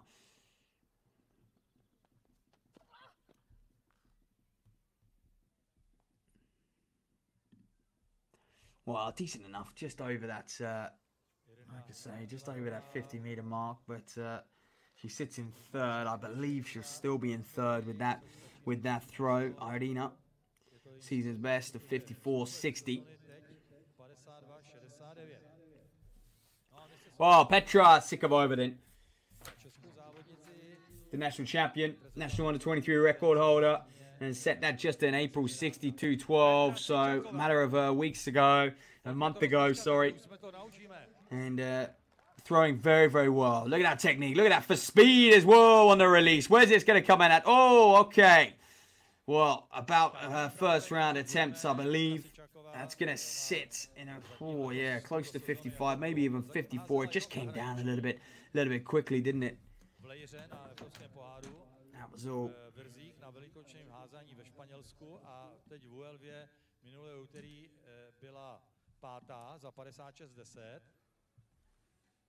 Teď 54.01, takže zatím Takimoto.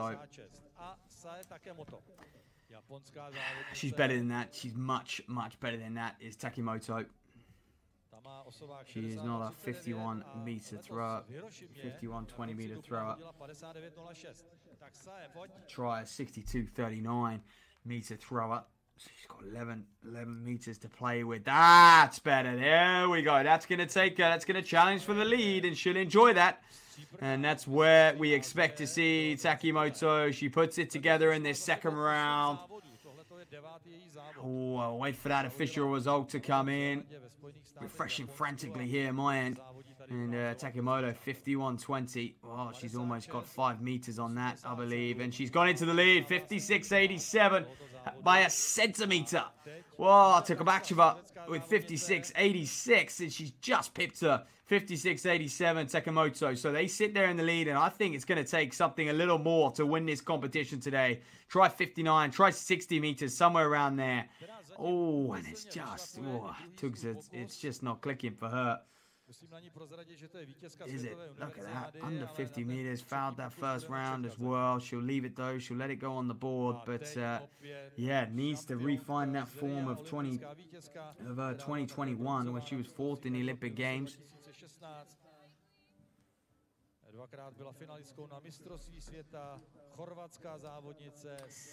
Sara Kolak, then the Olympic champion from 2016. As I continue to say, you can just tell, can't you? The technique, the professionalism, the grace. It's a modest throw from her. It might challenge Takimoto's 56.87. I think it'll be a little less, but it's nice. It'll be an improvement on that 53.73. So as long as she's improving, we can keep in mind that she may well challenge for the lead later on in rounds 5 and 6 as she really comes into her own. The French, Iona Agui, now up next. So we're back to the beginning. So we're back to round 3 as we move on. Ožona Iguj. A pojďme už těm závodnicím jednotlivé pokusy rozklestávat, přátelé, bez mikrofonu. Jakmile je vidíte, jsou připravené, pomozte jim, ať se tady cítí jako doma na pořádném meetingu. Dvojnásobná národní šampionka Francie, Ožona Iguj. So, Jana Agui. Let's have a look then. Can she improve on that 53.32? And again, I think she may well have. This is good throwing from her. She's building steadily. She's already got a season's best under her belt. Lifetime best of 58.12. So it's funny, these javelin throws, they need lots of competitions to really attack that mark. And like I said, they can be consistently and just wait for it to really peak. So there's our coach, friend, training partner as well. Just getting that video evidence, that's crucial, isn't it? The feedback they get now. So it has changed the game a little bit. The video feedback they can really see outside of their body, externally, not just go off of internal feeling. They can really understand what their coach is trying to say and put that into action. So, all right, Jurek of Serbia. Oh, that's a shame, isn't it? 48.85. It won't improve on her first round throw, and she'll remain in 8th place for now. Takže pokus budeme měřit.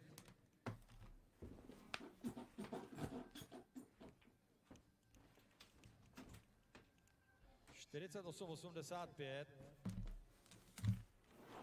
48.54...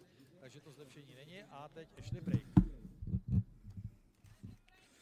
So Ashley Pryke then, a disappointing series of throws, but she goes into halfway, her 3rd round throw. What can she do here? Can she get above 50 meters? That would be a place to start for the Canadian. It's a long way to come when you're not at your best. Oh, and that, again, very disappointing. She may well just foul out at that one and say, don't even bother measuring it because it is well shy. She knows it. You can see the drop of the head, the negative energy already coming from Pryke. She knows better than that. And, yeah, she does foul out on that one. So, Angela Lezinza then. She's we didn't get to see her 2nd round throw. men's 300 was going on at the same time. So 53.72 on her first round for Zalezhna. It's a very, very quick release, a smooth release. So, oh, okay. Well, where did it quite land? We don't know. Skidded off the surface. That's going to be up there. 55. So she might overtake Kapacha Gilarodova, who is sitting in fourth with 54.60.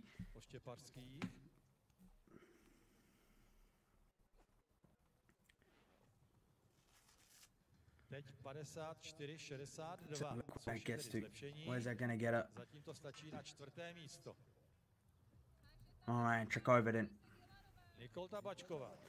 Nicole Tabakova. Second place, 56.86. Tabakova.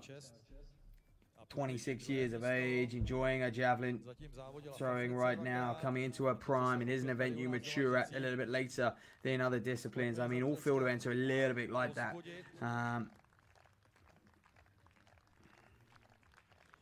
Tabakova. That's good. Nice little stutter there on the release. Oh, and that's going to go into the lead, surely. I don't think we've seen her throw that big yet. So she may well overtake Takamoto, who pipped her by a centimeter in round 2. And in round 3, what can Nicole Tabakova do? We're waiting to see the result.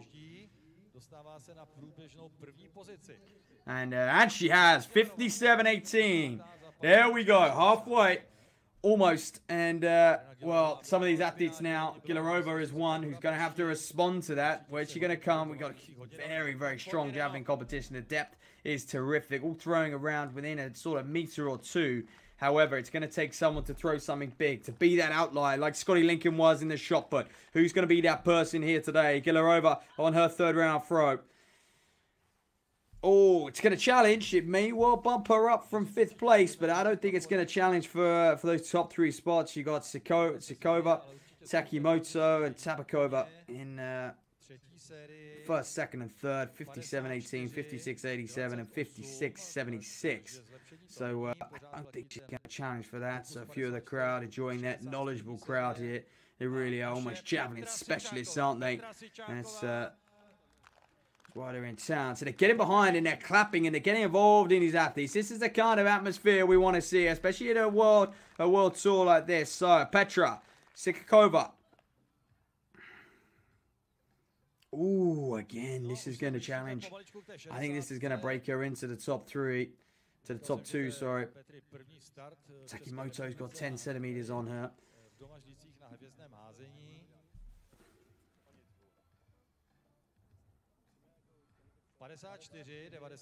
You can see there our coach is giving out a few words of wisdom, a little bit of advice. So here's Sai Takimoto, all the way over from Japan, getting a European season started. And it was 54.98, I can confirm, from Shakova.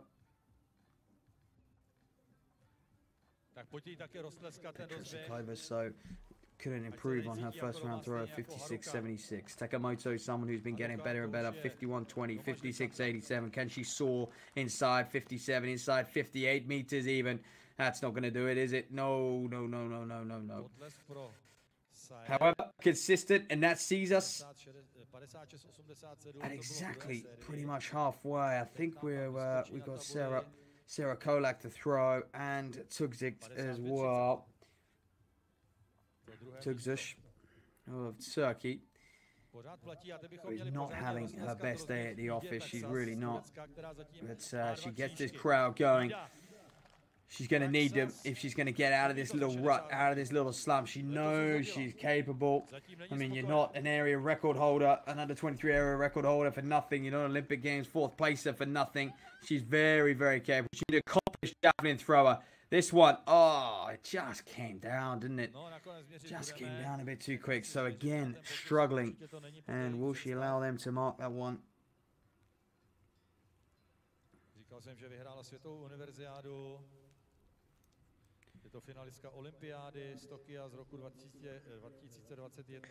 We'll see. So she will get a mark on the board. It puts her in 8th place, 49.70.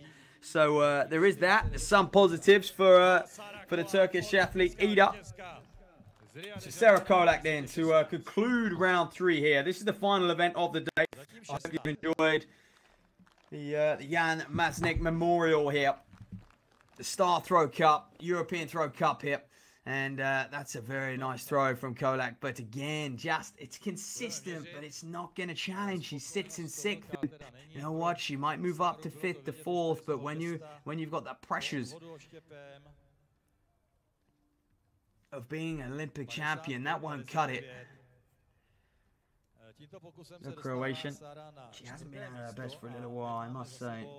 And sort of her heyday was around sort of, 8, 7, 6 years ago, 2016, 17. She really was at her best. So there you go then, halfway, 57-18 leads the way, Tabagachva and Takimoto Shikachkova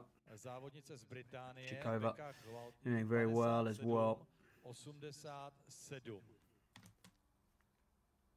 Tak zatím čekáme I na ten výkon z loňského roku. So there'll be a bit of a reshuffling here that will take place, as always it does, once we go into that 3rd round. This is the business end of the competition. Who can pull something special out? So I believe that we will start now with Ashley Pryke. She is bottom of the pile, the Canadian, 47-25 in 10th place. And they'll have a slight pause, like I said, just to gather, reset themselves as they go into these final 3 throws of the day. And the competition here as well. Hvězdné házení, nově se Bára Špotáková stala také právě za Jacka Přibáně místopředsedkyní Českého atletického svazu. Tak jí gratulujeme a já věřím, že tady také Báru Špotákovou v nejbližších letech uvidíme. My se teď pustíme do závěrečných 3 pokusů. So the crowd anticipating the final 3 throws. And if you are just joining us, if you're joining us late, welcome to this fantastic memorial meeting that's just been bubbling away over the years. It's been building and growing, and to where we are now is just superb. It's in memory of Jan Maznek, the former 200 meters and 400 meter runner. He was a friend to many, a great guy, I have been told, and many will have known him. 21:38, that's track record, stadium record here, over 200. And coincidentally, they don't run that distance here at this meeting. But yes, former representative of the Czech Republic as well. At some major championships, went to 12 World Championships, under 17 in the 4x4 there, but tragically died in that car accident. So here we go then. So we've had the reshuffling, and Tugzik is going to throw now. And this is interesting because whether Pryke and Duric will get a throw, or whether they will just have the 3 and they've been cut and now we've just got the top 8, we will wait to find out, because to start with Tugzik here of Turkey is quite odd. So perhaps Duric and Pryke, just like we see in the Diamond Leagues and at the world level as well, if you don't make the cut after 3 throws, you can't contest the final 3. So the Turk, she's happier with that, isn't she? She enjoys that one way more. And finally, she pulls something out the bag we here at home can get excited about as well. Ada Tugzik of Turkey. 57-31. How about it? Takes her into the lead. Well, she didn't get 4th in Tokyo for nothing a few years ago. She's building towards Paris in 2024. Can she get on the podium?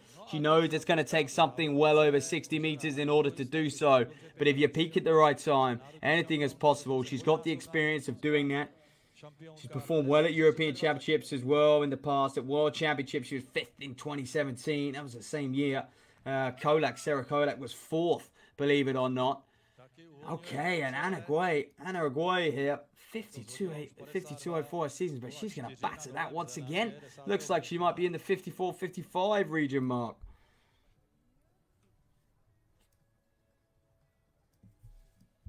And there you go, just connecting with a coach or colleague once again. They're waiting for that to come up on the score, and this is good to see. It's good to see their facial expressions, isn't it? Kind of a behind-the-scenes look these athletes some heavy strapping on that knee for her. She's got a brace on it at the moment, so you'd be amazed. Some of them can pick up injuries, not just in competition, but in training. The demands they put under the body, the load they put under their body to gain that power, to be able to transfer such speed in the throw, to really release and get those further distances. Gililova in a 54.60 season's best so far in this competition. Ooh, okay, well that might challenge for it again as we go into round 4. And by the way, I can confirm Ivana Juric and Ashley Pryke of Canada, those two are done. Their day is over. 3 throws only for them. And they sit in 9th and 10th. And the reason we haven't experienced that yet, because in the men's competition, I think we had bang on 8. And in the shot put, it was the same. But saving the best till last in this women's competition is ruthless out here in the Czech Republic. Andrea Zalezna in 54.62. Sits in 5th. Steady competition so far. Modest competition so far. She's better than that. She knows it. 59.16 her lifetime best. Also her season's best. Just outside the top 100 in the world. And comes down on that one. So she's going to have 2 more attempts to really improve on her mark. Stick around as we're moving into the latter stages of this women's javelin competition. The final event of the day here as well. At the star throw meeting here in Hodsko. Away for the very first time is a World X Bronze Tour.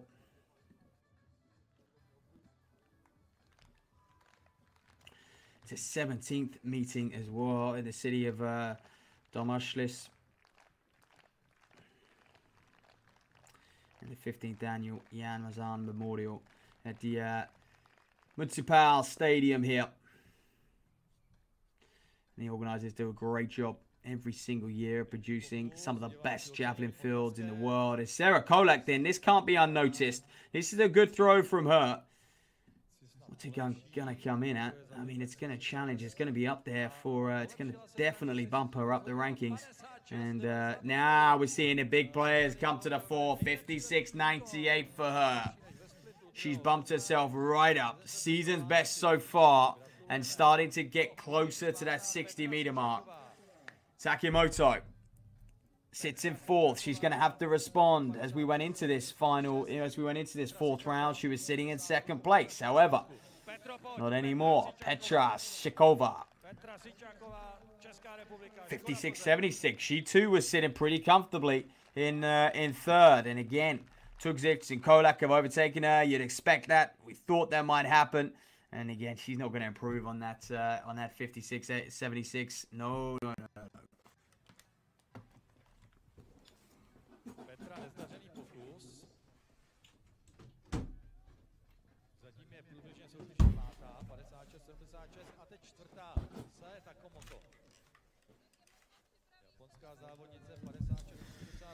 Okay, then Takimoto.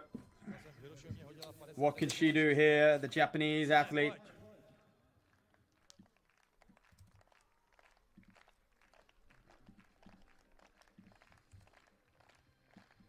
Waiting patiently for her down the runway. It's all in the release, isn't it? It's all in the height and the trajectory and the angle.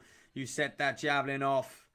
Oh, and that's not going to improve, unfortunately. But, yeah. Not too bad from her. She was a World Championship finalist in 2022 in the javelin.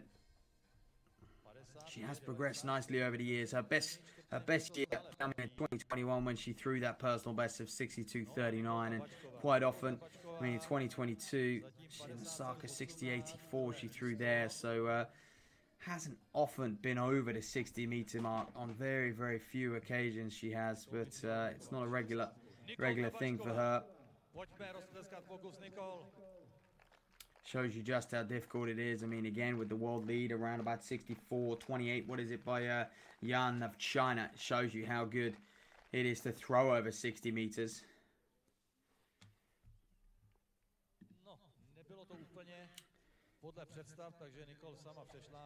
Yeah, that's not going to cut it from Tabakova.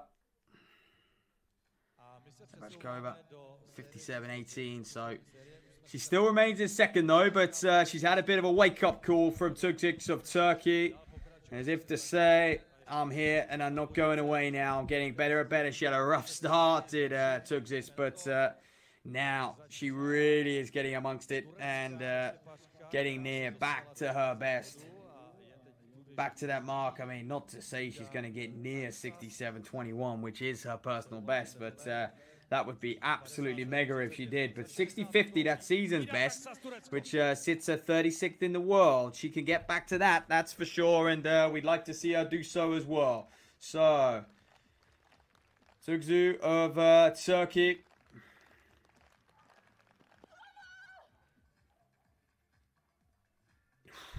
Well, a little bit underwhelming, isn't it? After we started to get a bit excited in after that round 4 throw, which took her into the lead. But she's a professional. She's a world-class athlete. And, well, this is the beauty of the event. I guess it's a little bit of a double-edged sword. Some love it, some don't. But the fact you can just pop out one throw. It's not about consistency on the day. It's just about that one throw. And if you get it right once out of 6, more often than not, you will go on to perform very, very well in the competition. But it's cruel to those. You look at Tabachkova in second, who's just consistently thrown around that 55, 56 meter mark, and with a best of 57.18. But, well, how about this then? The young French woman, Yona Agüe, just improving with every throw of the javelin. And in round 5, that looks like it might bump her up a few spots.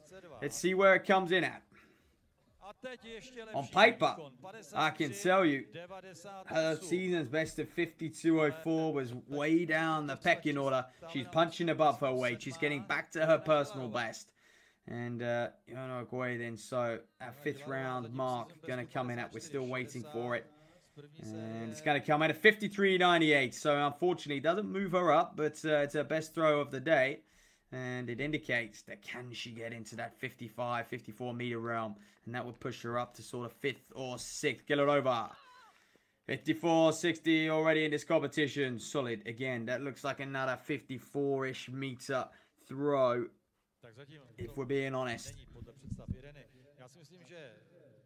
Hodně štěpařek bude házet v sobotu na extralize, na Julisce, kde by mělo být určitě tepleji než tady dnes v Domažlicích. Tam ty výkony možná ještě půjdou o něco. Very, very smooth from her. And now these athletes will just have one more attempt. They're waiting anxiously for that 6th round. Although we're still in the 5th, that's talking about the likes of Gelilova and Tugzik and Agüe of France. But Zelezhna, someone who's quietly gone about her business, who's kind of stayed middle of the pack throughout the competition. She's been very steady. Very, very consistent. Just a couple fouls in her locker. And, oh, she could have had another step or two, isn't it? And it's outside as well. So that will be a foul. But, oh, that's a bit of a worry going into that 6th round. It's a little bit hot and cold, has Zelezhna been. You know, sometimes she's pulled out a very nice throw, a smart throw. And sometimes we've seen that. So, we won't hold our breath going into the final round for her. So, Sarah Kolak then, the Olympic champion in 2016. I think she'd be pretty happy with making that Olympics and making the final this year in 2024. She may say different, but I think that's probably where her mindset is at the moment. And it would be a tall order for her to break into the medals in Paris, that's for sure. When you look at the way the likes of Jan and others are performing out there. But the Croatian, still, it's amazing to see her still at it. She's still a very, very young athlete. In 2016, incredibly young. And so, oh, okay. Well, there's no doubt about it. That, for me, is going to take the lead here. The lead currently, Ada Tuzakova of Turkey at 57.31. And with that throw from Kolak, we're talking that's going to push her into the lead. 58.89. It's a season's best. I won't go saying she's back, but that's a very, very strong throw. That's something she can get excited about. She can build on that, build a bit of momentum. Very, very smart throwing, and will that be beat? Is that enough to go and win this competition? Well, hotting up here in Hotsko. In Hotsko, Czech Republic, and we start to look at the road to Paris and where Sarah Kolak is in that. Only 6 women in the world have thrown further than that qualifying mark of 64 meters and 0 centimeters. The field event marks are exceptionally difficult. We've seen on the track, we tend to see almost everyone inside the qualifying marks, but there's a lot of athletes who will have to rely on their World Athletics ranking points. And it makes things quite exciting for us at home. It depends on what competitions you're at, and that's why it helps coming to these bronze label tours, placing high as well. That's very important because that will give you extra points. And again, their national championships offering quite strong points out there as well.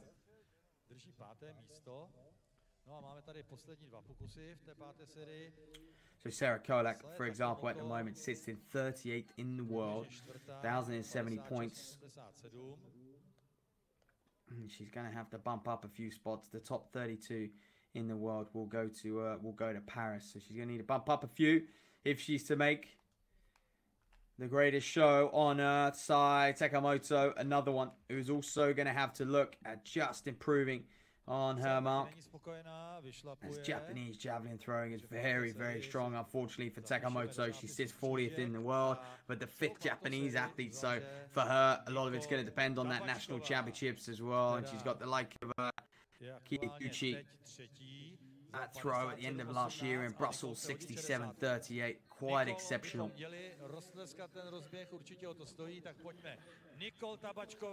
So Tabachkova, one of the last to throw, sits in 3rd. In fact, yeah, she is the last to throw in round 5 before we move on to round 6. So Tabachkova at the halfway mark after 3. She was leading, not anymore. She's been bumped down a peg or two. Can she respond? The Czech athlete on home soil. The crowd are behind her. Where's this going to go? Oh, very much the same. Very much the same. 55, 56 meters by the looks of that. She's got a little bit more room there. Not much, but just a bit of height, isn't it? Just perhaps too much. The trajectory is so important to get that right. So she'll just get warm, and there's some images of Ashley Pryke of Canada, who just struggled today, and perhaps the travel just a little bit too much. I'm sure she'll warm up to the European circuit and enjoy making amends on her performance today. Hard for those athletes when they competed and they're not quite at their best, and they got to stick around and watch the others who have made the cut, who are still out there. You can imagine how frustrating it is. They do very well to keep a cool head. That's something the best do, though. You know, mentally, they're just very, very strong. They understand that one bad performance doesn't make you a bad athlete. One bad session in training doesn't make you a bad athlete. They always see the bigger picture. They look ahead. They look to the next thing, and they work. They set themselves goals, and it's very, very admirable. If you ever meet one, learn from them. Ida Tugzug then of Turkey for her 6th and final throw. Oh, and that's much like her early throws. I mean, I don't know how she's done it, but she pulled out a mega throw in round 4. Her 57.31, and it was good enough to put her into 2nd place, but she has not got near it all day long. The next best throw of 49.70, and this may well be another foul. She just snuck into the top 8, and that's the difference, folks. She was a few centimeters worse off. You know, 48.85 was the cut from Turek. If she was a few centimeters worse off, she wouldn't even had that 5th round throw. She wouldn't have had that confidence boost of 57.31. And that performance. So, again, off goes Yana Agoy of France. Great to see the French woman here then, but again, that concludes her competition with another slight improvement. Do we reckon? Will that be 50 in the 54s? Will it be another season's best? She's only set about 4 of them today. I say only jokingly, but I believe, yeah, there you go. Hugs, coach. So, Arina Galarova will go next. 54.60. That came in round 2. In round 1, so that was a little while ago. Now she's been very, very consistent. Someone who's thrown within 1.5 meters every single round of that 54.60.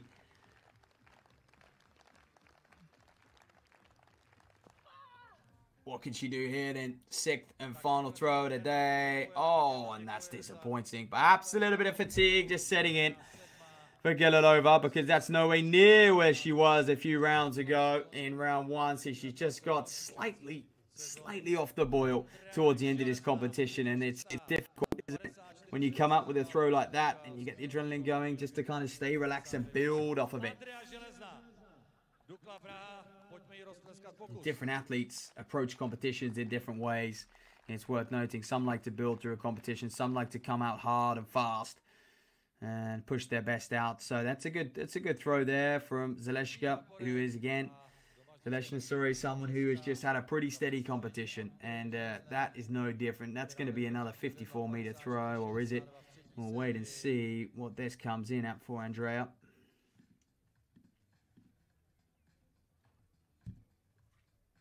Yep, believe it or not, 54.27. How about that? All her throws within the meter. So very, very consistent for Zaleshna. Well, the lady who leads the way, then she pulled out a mega 5th round throw of 58.89, the Olympic champion from 2016. She's building nicely here. We're talking about qualifying for Paris. She's got a little way to go on those road to Paris rankings. She sits 38th on those. Top 38, top 32 in the world will qualify. Kolak from Croatia to finish her competition here in Czech Republic with a steady 54-ish. Let's see officially what it comes in at, but I think she's done enough. You at home may disagree, but looking at those who are to throw after her, I think she's probably done enough to win this competition. 58.89. We haven't really seen anyone threat that. The only person was Tugzik of Turkey, and she fouled out. She's thrown already. Oh, what can... So what can Petra Shikovova do? Shikova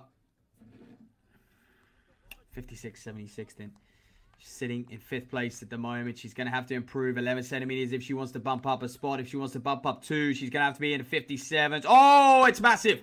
Oh, she may well have just won the competition. I eat my own words from the previous round. Sarah Kolak, 58.89, will be biting her nails now. She'll be looking at that, because that has got to be 59 meters and change. Into the lead, 59.55. She wins it on home soil. I say wins it. There's a few left, but with a mark like that, are we going to see one exciting climax to this javelin competition? And oh, wow. Goodness me. That is just mega. Petra Shikovova of the Czech Republic, 59.55, doing what she set out to, and that's a massive throw. Well, we know she's thrown 62.12, season's best and personal best already. That was an under 23 record, so she comes to this competition in form, but she just didn't look to be at the races today, did she? But one throw changes it all. Takamoto, can she respond? Can she get amongst the medals here? No, she's not going to. So that concludes her competition again, welcoming her to Europe. Well, I'm sure we'll look forward to seeing her on the European circuit over the next few weeks as well. She builds ahead to that Japanese National Championships. It's going to be tough for her to make Paris, but we hope she does. It's been a pleasure to have her here. So just 2 athletes remaining. Tabačková is the final thrower of the day. So she sits in 4th. Oh, going into these final 3 throws, she was there in the lead. She probably unexpectedly was out front at that point. She wouldn't have expected to be there. She would have known there would have been some response from Chikova and Kolak and Tugzik. Then they did respond. The 3 big players are 1, 2, 3 now. But Sapakova, she would have taken inspiration from Chikova in that last round, in her last throw. So what can she do? Can she respond here today? Oh, and it's close. It's awfully close. That's going to put her into the top 3. I'm nearly certain of that. She may well bump down the Turkish athlete, Tugzik. But will she challenge Sarah Kolak, the Olympic champions, 58.89? Oh, 58.24. How unfortunate, but what a great mark from her, because again, That's a lovely, just off her personal best, a lovely throw. What, just over a meter off her personal best. So there you are, ladies and gentlemen. There's the results here from the star throw meeting here in Hodscope. That concludes on all change in that final three, wasn't it? And we enjoyed that. I hope you did at home as well. And that near enough wraps up the competition with that meeting.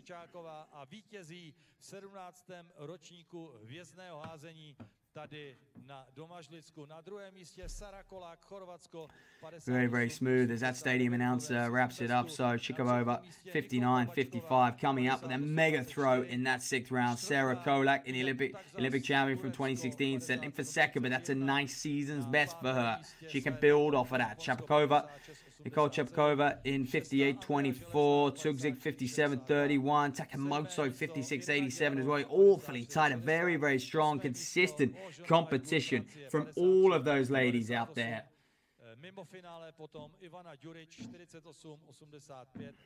And you absolutely love to see it. So they won't celebrate too hard. You can't afford to celebrate at this stage in the season. Can you? Not at all. But because they've got a big, big year ahead of them, and they'll just be building now. And I'm sure we're going to see them in many competitions. Hopefully, a few of them will get into those diamond leagues, because that's where you can really get those points and bump up the ranking spots. Because, like I say, someone like Chikova, I'll have to see. She'll have to wait and see how close she is to qualifying for Paris. At the moment, she's in 29th spot in the world on the road to Paris. But, boy, it's with just 32 qualifying. You don't want to be sitting there at the start of the season. So, and those Czechs with a fantastically strong team as well. So she'll have to perform at her national championships. But, yeah, 1,110 points at the moment for her. I think it's going to take something nearer about 1,150, 1,160 points to make sure that you're inside that top 32 quota for Paris. And, yeah, depending on where you come at your national championship, you can put your other kind of compatriots down a peg or two, because there's good points in national championships. There's not quite, double points, but there's very, very good points to be had, bonus points to be had is probably the word and the phrase to use at your national championships.